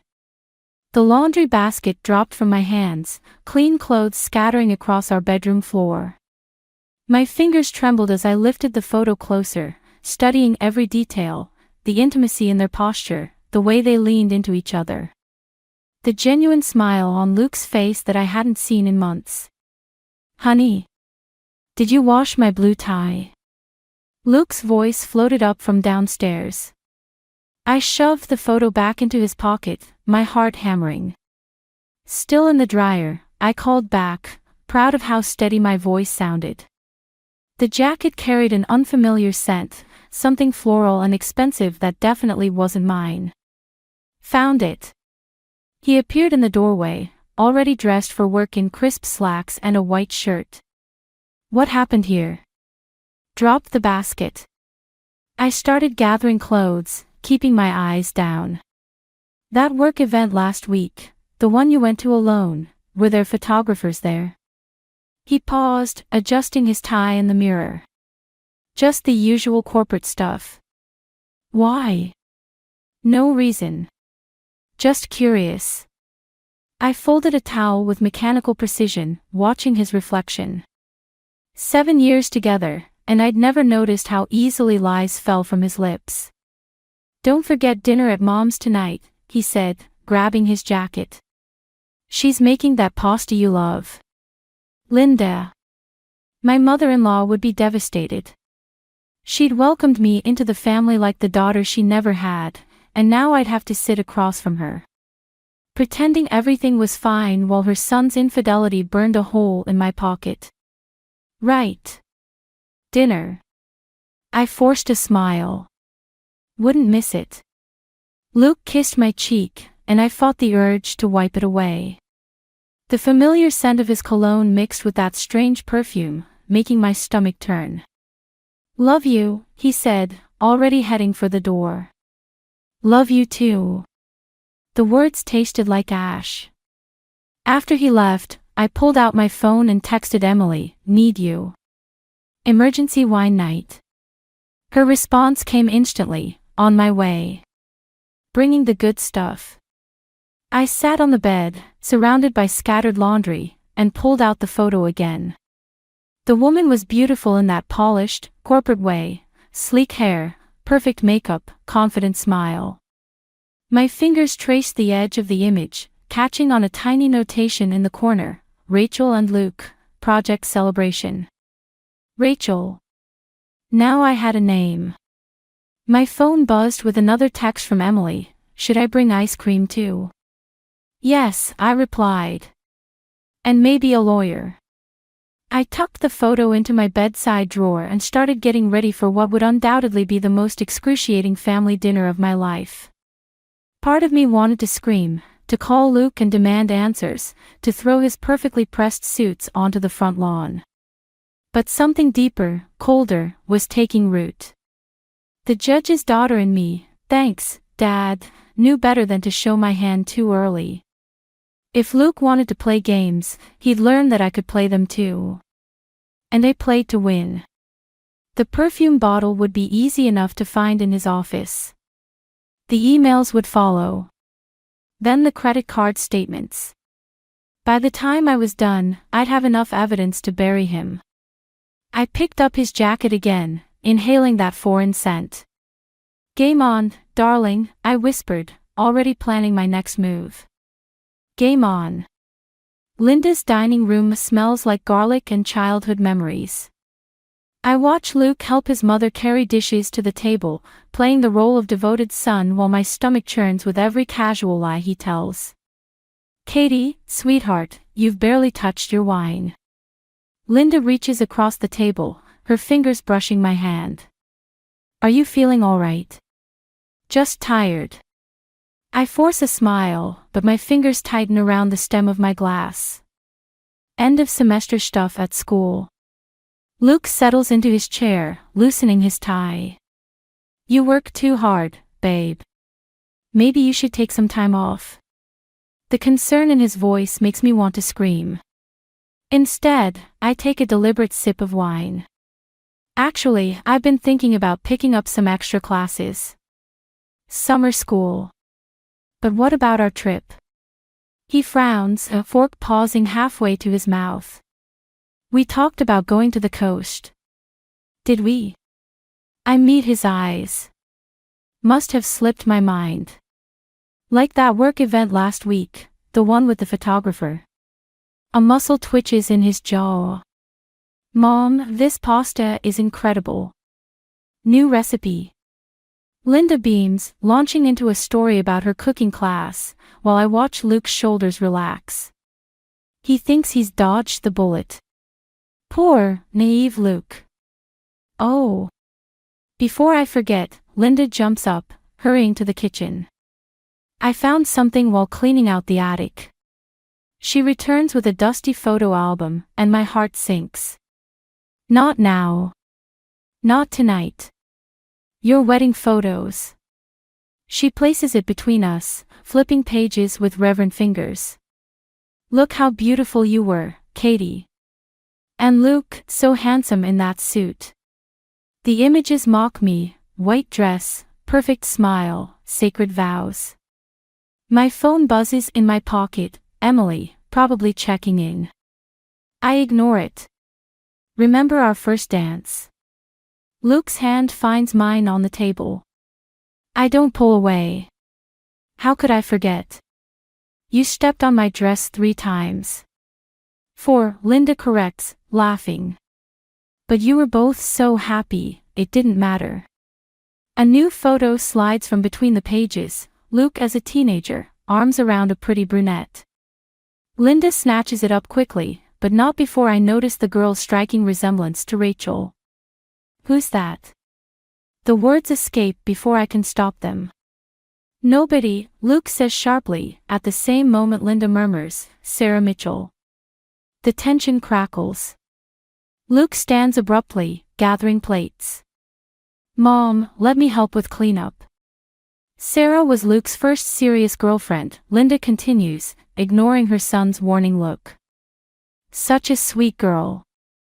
They dated all through high school until... Mom. Luke's voice could freeze hell. Until what?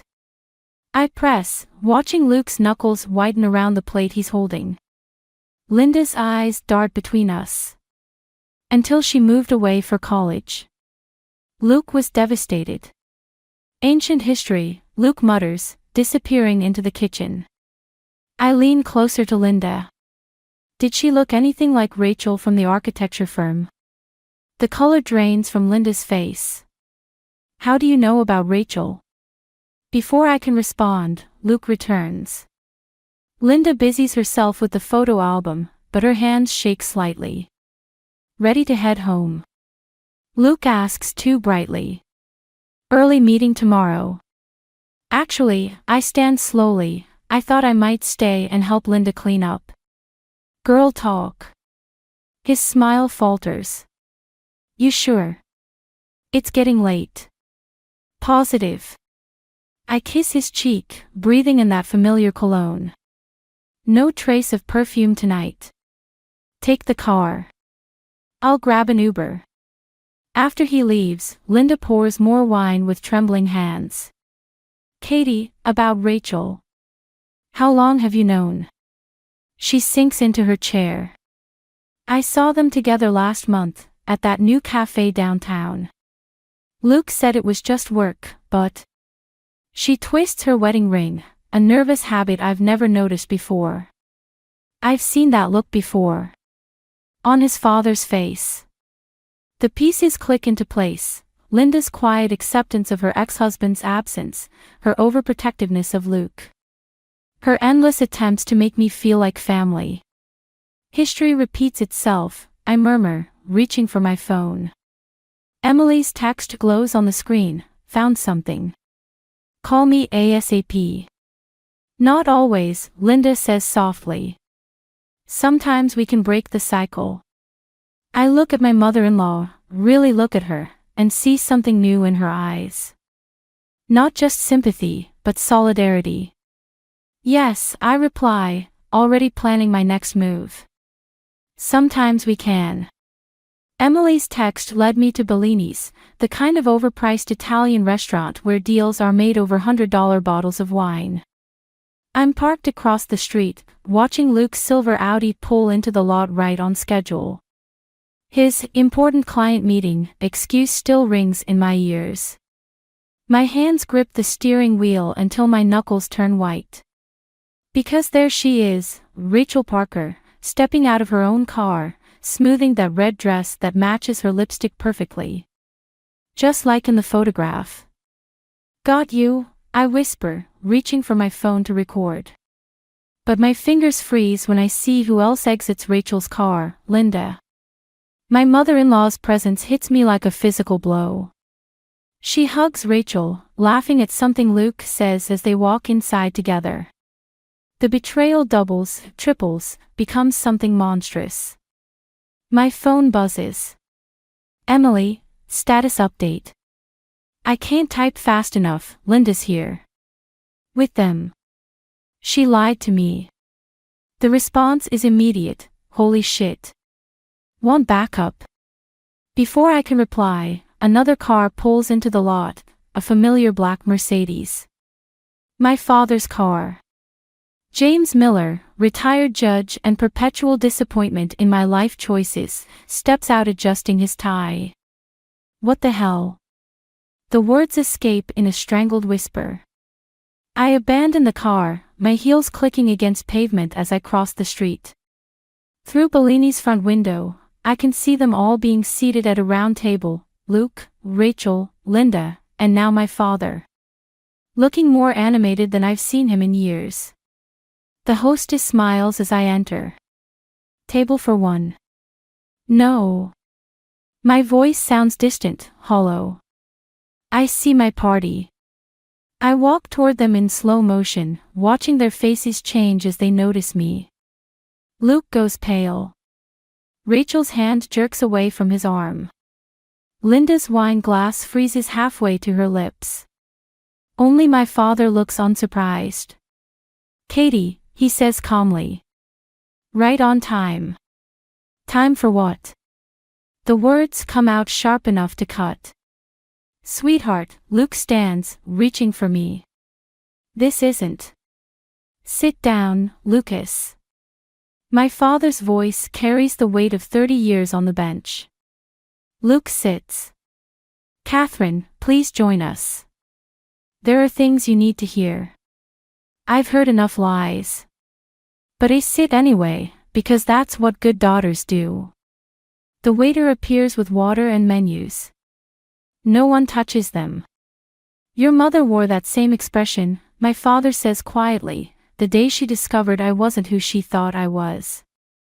The pieces start falling into place, Linda's knowing looks, the Sarah Mitchell story, my father's sudden appearance. You're not just Luke's co-worker, I say to Rachel. You're Sarah Mitchell's daughter. Rachel nods slowly. I needed answers about my mother. About why she really left. Luke was helping me. By sleeping with you. The words taste like poison. No, Linda interrupts. By trying to prevent the same mistakes. The same patterns. She looks at my father. Tell her, James. Tell her everything. My father sighs, suddenly looking every one of his 60 years. Sarah Mitchell wasn't just Luke's high school girlfriend. She was my legal clerk. And when your mother found out about our affair. Stop. The word comes out like a gunshot. Just stop. Luke reaches for my hand. I yank it away. Kate, please. When Rachel came to the firm, when I realized who she was, I couldn't just. You could have told me the truth. My voice doesn't shake. I'm proud of that. Any of you. All of you. We were trying to protect you, Linda says softly. No. I stand, my chair scraping against the floor. You were protecting yourselves. Your secrets. Your lies. I look at each of them in turn, my faithless husband, his mother who chose loyalty to lies over truth, my father who never changed. And Rachel, the living proof of all their deceptions. Kate, Luke starts. I'll be sending divorce papers to your office. I turn to my father. And I'll be calling Mother tonight. She deserves to know everything too. I walk away from their table, their excuses, their tangled web of lies. My phone buzzes again. Emily, need extraction. Yes, I type back. And bring a lawyer. It's time to burn it all down. Behind me, I hear chairs scraping, voices rising, but I don't look back. Some fires need to spread before they can cleanse.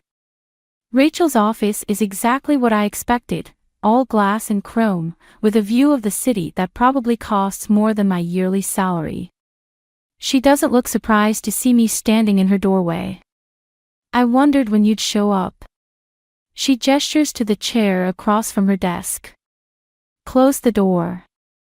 I remain standing. Tell me something, Rachel. Was seducing Luke part of your original plan, or just a bonus while digging up dirt on my father? Interesting assumption. She leans back, crossing her legs. That I seduced him. That this was all my idea. Wasn't it? Your father ruined my mother's life. Luke. She pauses, touching a silver frame on her desk. I recognize the woman in the photo, Sarah Mitchell, 20 years younger than the image burned in my memory from Linda's album. Luke was supposed to help me understand why. By sleeping with you. By showing me that the apple doesn't fall far from the tree. Her smile is razor sharp. Did you know he came to me? After finding out who I was. He said he wanted to protect you from the truth about James. My laugh sounds hollow. By having an affair. Brilliant logic. No. She opens her desk drawer, pulls out a thick manila envelope. By helping me gather evidence. Your father's pattern of affairs didn't stop with my mother, Kate. There were others. Many others. The envelope lands between us with a dull thud. Luke was going to tell you everything. After we had enough proof. She taps the envelope. Then things got complicated. You fell for him. He fell for me. Her composure cracks, just slightly. Or maybe he just fell for the idea of being someone's hero instead of another Miller family disappointment. My phone buzzes, Emily, probably with updates from the lawyer. I ignore it. Why tell me this now? Because you deserve to know that Luke's betrayal started with trying to protect you. She stands, moves to the window. Ironic, isn't it? How the road to hell is paved with family loyalty. Where is he now? After your scene at Bellini's. Probably drinking himself stupid at the Metropolitan. She turns back to me. He's there most nights lately. Drowning his guilt, I suppose. And my father. James Miller is currently boarding a flight to Singapore. Business trip, officially. Her smile returns, colder now. Running away, actually. Just like he taught Luke to do. I pick up the envelope. It's heavy with secrets, with evidence of generational betrayal. What are you going to do with all this? Rachel asks. Why do you care? Because despite everything, I loved him. She returns to her desk, picks up her phone.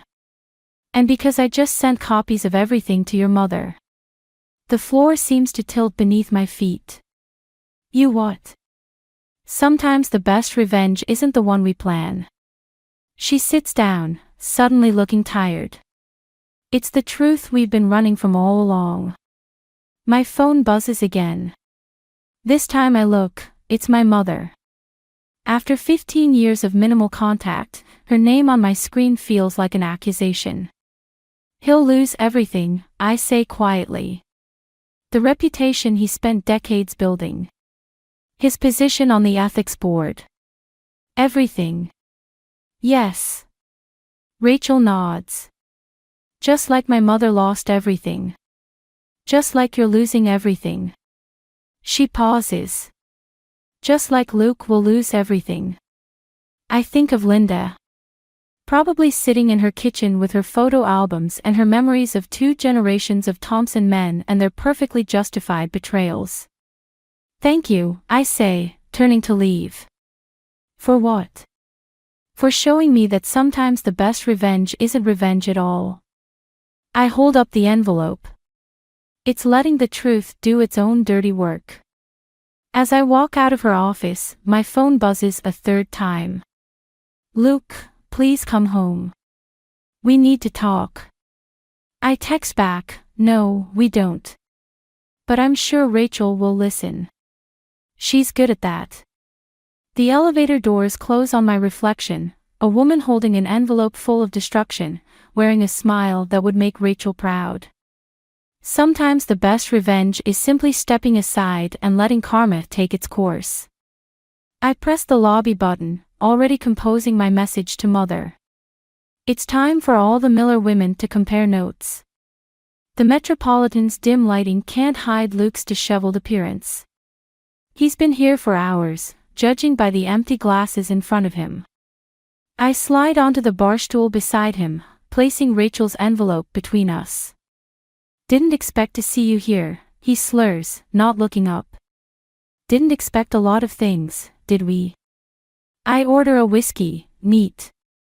Like finding out our honeymoon villa in Bali was already booked.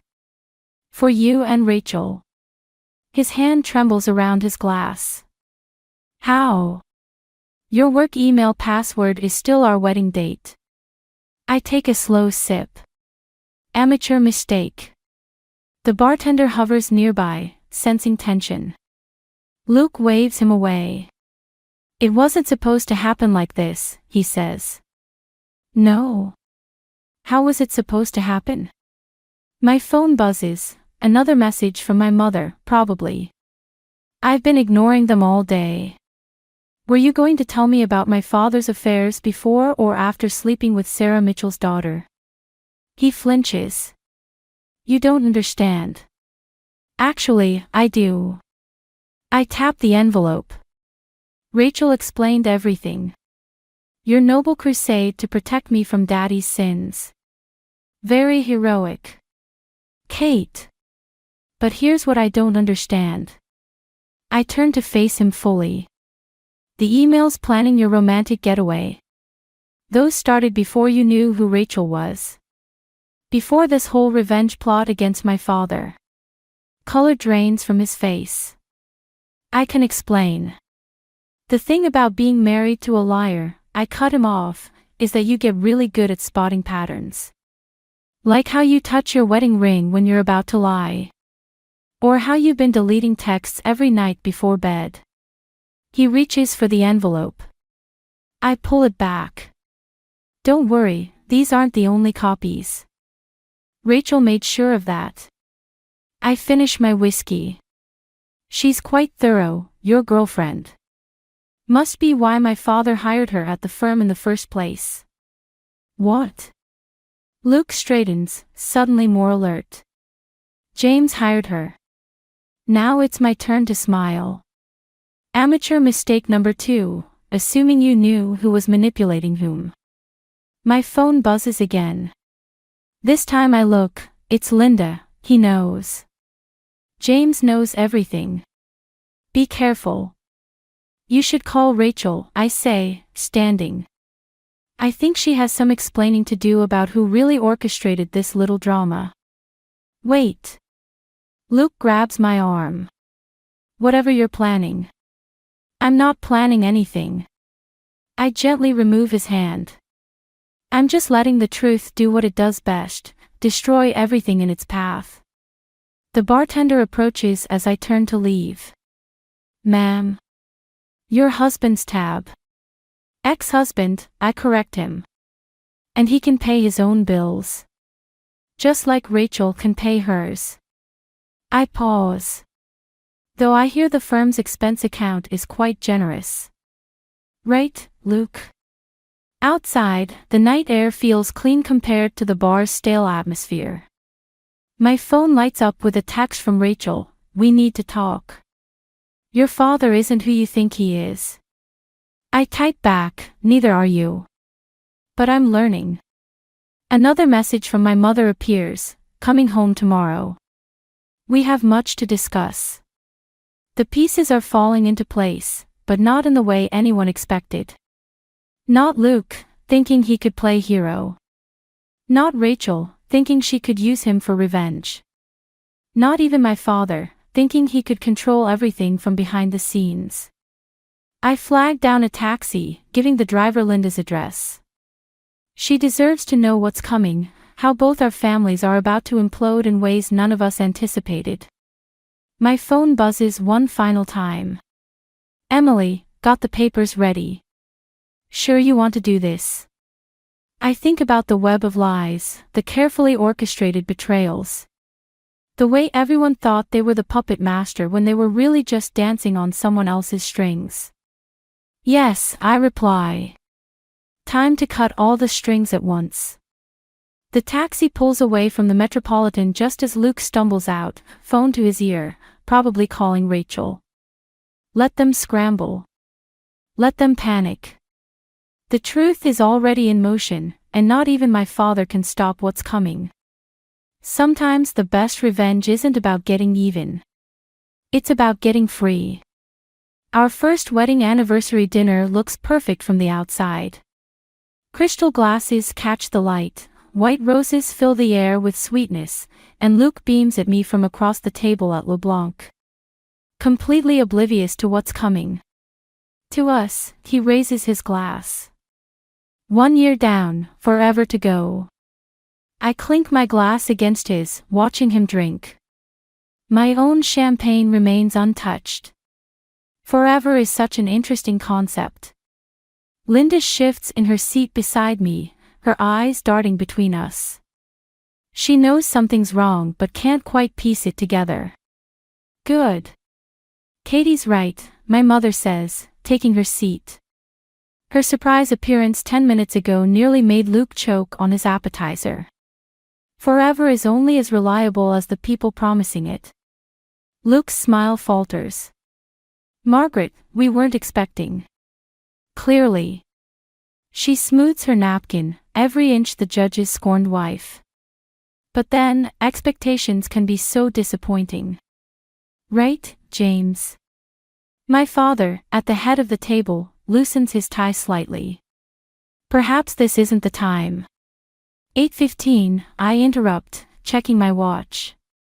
Actually, it's exactly the time. The maitre d' approaches our table, Rachel following close behind. She's wearing red again, but her usual confidence seems shaken. I'm sorry, she says, not to Luke or me, but to my father. I couldn't. Sit down, Rachel. My mother's voice could freeze hell.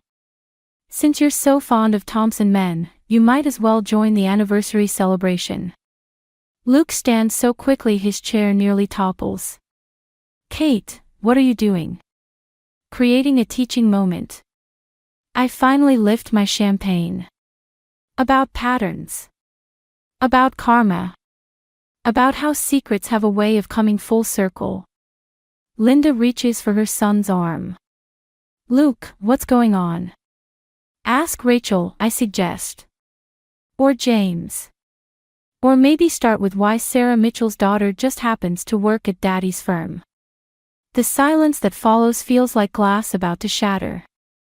You don't understand, my father starts. Actually, I do. I pull out Rachel's envelope, now joined by a second one, thicker, older. Filled with 20 years of my mother's careful documentation. Mom explained everything. About Sarah. About the others. About how you orchestrated this whole thing with Rachel to keep Luke quiet about what he discovered. Rachel sinks into an empty chair. He promised. He promises a lot of things. My mother's smile is razor sharp. To love, to honor, to cherish. To keep secrets. To protect reputations. Luke looks like he might be sick. Linda, I can explain. Don't bother. Linda stands, her chair scraping against the floor. I've heard it all before. From your father. The maitre d' hovers uncertainly nearby. Other diners are starting to stare. A toast, I announce, rising. To patterns. To men who think they're protecting us while they're really protecting themselves.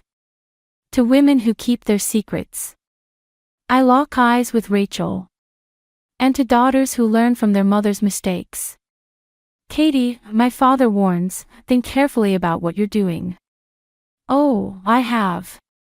I drop both envelopes on the table. Everything's already been sent to the ethics board. The divorce papers are filed. And Mom's book about her years as a judge's wife hits stores next month.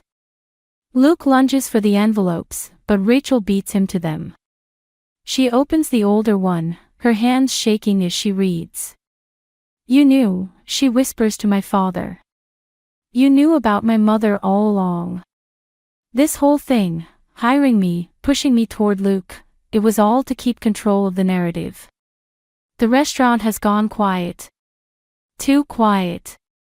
Happy anniversary, I say softly, gathering my coat. The truth looks good on all of you. As I walk away, I hear chairs scraping, voices rising, accusations flying. My phone buzzes, Emily, cars waiting outside. You okay? No, I'm not okay. I'm numb. Empty. But sometimes you have to burn everything down to see what's really left standing. I step into the cool night air, leaving behind the wreckage of 2 families' worth of lies. Let them sort through the ashes. I've got my own phoenix to build. Behind me, someone calls my name. I don't turn around. Some endings don't need an audience. Emily's apartment feels like a war room. Scattered papers cover her coffee table, bank statements, emails, hotel receipts. My mother sits beside me, methodically highlighting documents while the news plays silently on TV. The doorbell rings. Emily checks her phone and nods. They're here. Luke and Rachel enter together, followed by my father. Linda slips in last, keeping her distance from everyone. Quite the performance at dinner, my father says, straightening his tie. Now can we discuss this reasonably? Reasonable. My mother's laugh is brittle. Like how you reasonably hired your ex-mistress's daughter to spy on your own family. Rachel flinches. That's not. Show them, I tell Emily. She pulls up an email on her laptop, turning it toward them. Luke's face drains of color as he reads. You were never supposed to find out, he whispers. Which part? I stand, forcing myself to stay steady. The affair. The conspiracy. Or how you and Rachel plan to expose my father's indiscretions while hiding your own. I loved you, Luke says. Everything I did was for yourself.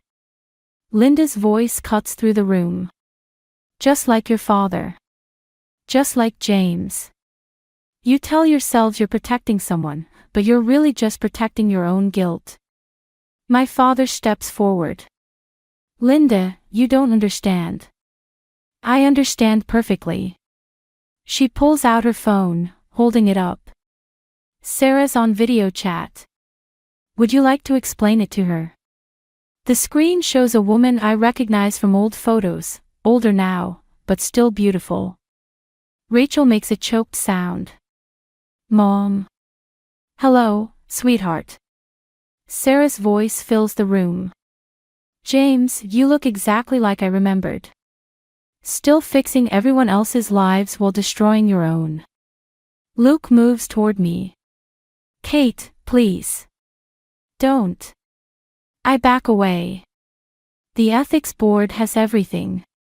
Mom's book manuscript is with the publisher. It's over. Nothing's over, my father snaps.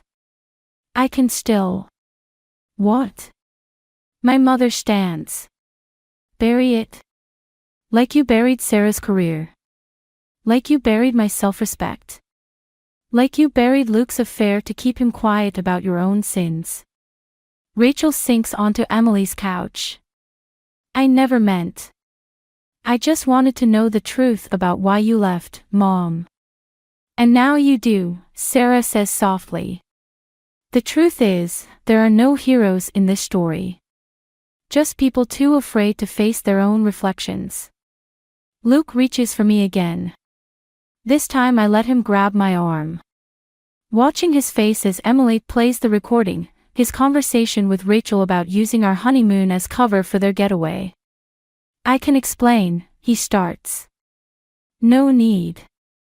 I remove his hand. The explanation is right there, in black and white. Just like the evidence of every affair my father had. Just like the paper trail of hush money and threatened careers. The board meets tomorrow, Emily adds quietly. Everything's being reviewed. My father's composure finally cracks. Margaret, think about what this will do to our reputation. Our reputation. My mother laughs. There is no our anymore. There's just truth and consequences. And choices, Linda adds, moving to stand beside me. We all make them. We all live with them. Luke looks desperately between Rachel and me.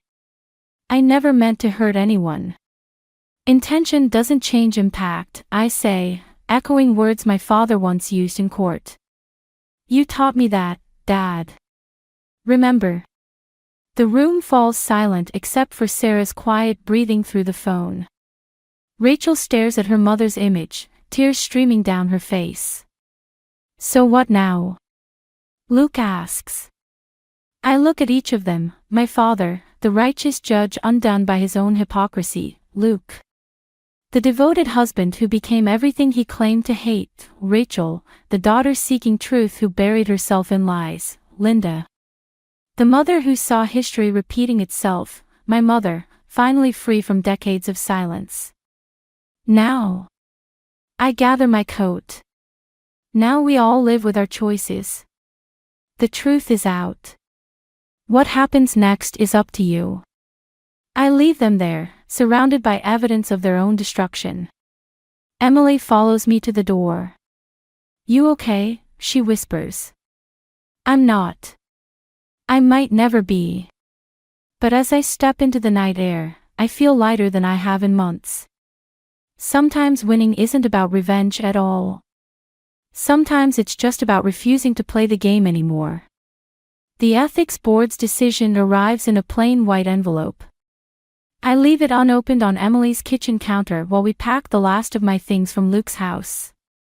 Your mother's book hit the bestseller list, Emily says, taping another box. Luke's firm is in damage control mode. I fold another sweater, breathing in the lingering scent of our shared laundry detergent. And Rachel moved back home. Sarah got her a job at a different firm. Emily pauses. Linda called again. Of course she did. Linda's been leaving messages, each one more raw than the last. Like mother, like son, both trying to explain, to justify, to rewrite history. The doorbell rings.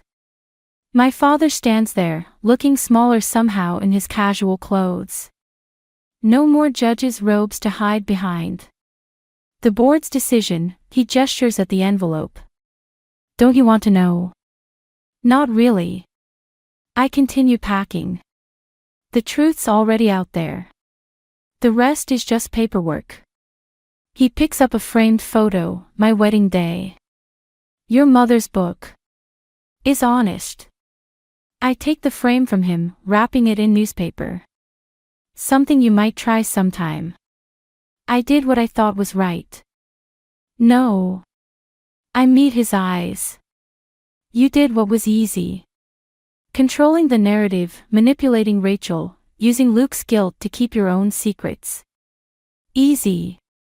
Emily slips out, giving us privacy.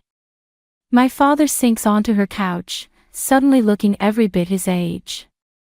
When did you get so strong? He asks quietly. When I stopped trying to be what everyone else wanted. I sit across from him. When I realized revenge wasn't about hurting others, it was about refusing to let them hurt me anymore. The envelope sits between us, still sealed. Outside, a car door slams. Luke's voice drifts up, arguing with someone. Rachel, probably. They're both scrambling now, trying to salvage careers built on quicksand. I never meant, my father starts. To become the villain in Mom's story. To teach Luke that lies were acceptable as long as they were wrapped in good intentions. To make Rachel hate her own mother. I stand, gathering more books. Funny how our choices ripple outward, isn't it? He reaches for the envelope. I let him open it. Disbarred, he whispers. Effective immediately. Karma's not always subtle. I tape another box. Linda says hello, by the way. She and Mom are starting a support group. For women who've loved men like you. The irony almost makes me laugh, almost. My father leaves the decision letter on Emily's coffee table, next to the newspaper announcing my mother's book tour. Later, after he's gone, Emily helps me carry boxes to my new apartment. It's small, but it's mine. No memories, no ghosts, no lingering sense of betrayal. You never told me, she says, unpacking dishes. What was in that perfume bottle? The one that started all this. I pull it from my purse, Rachel's signature scent, now discontinued. Want to know something funny? It was empty the whole time. Just the glass bottle, no perfume. Like everything else in my marriage, all appearance, no substance. Emily takes it, turns it in the light. What are you going to do with it? Through the window, I can see Luke's car still parked outside. He's been sitting there for an hour, probably working up the courage to come up. Let him wait. I take the bottle back, feeling its familiar weight. Keep it. As a reminder that sometimes the smallest things, an empty perfume bottle, a photograph, a moment of truth, can change everything. And the others? Luke, Rachel, your dad. They'll live with their choices. I place the bottle on my new windowsill, where the setting sun catches it. Just like I'm living with mine. Below, Luke finally steps out of his car, looking up at my window. I don't wave. Don't acknowledge him. Some chapters need to end without resolution. The perfume bottle catches the last rays of sunlight, throwing rainbow patterns across my bare walls. Empty vessels, casting beautiful illusions. Isn't that what all our promises were, in the end? I turn away from the window, toward my new life. Sometimes the best revenge isn't about getting even, it's about getting free.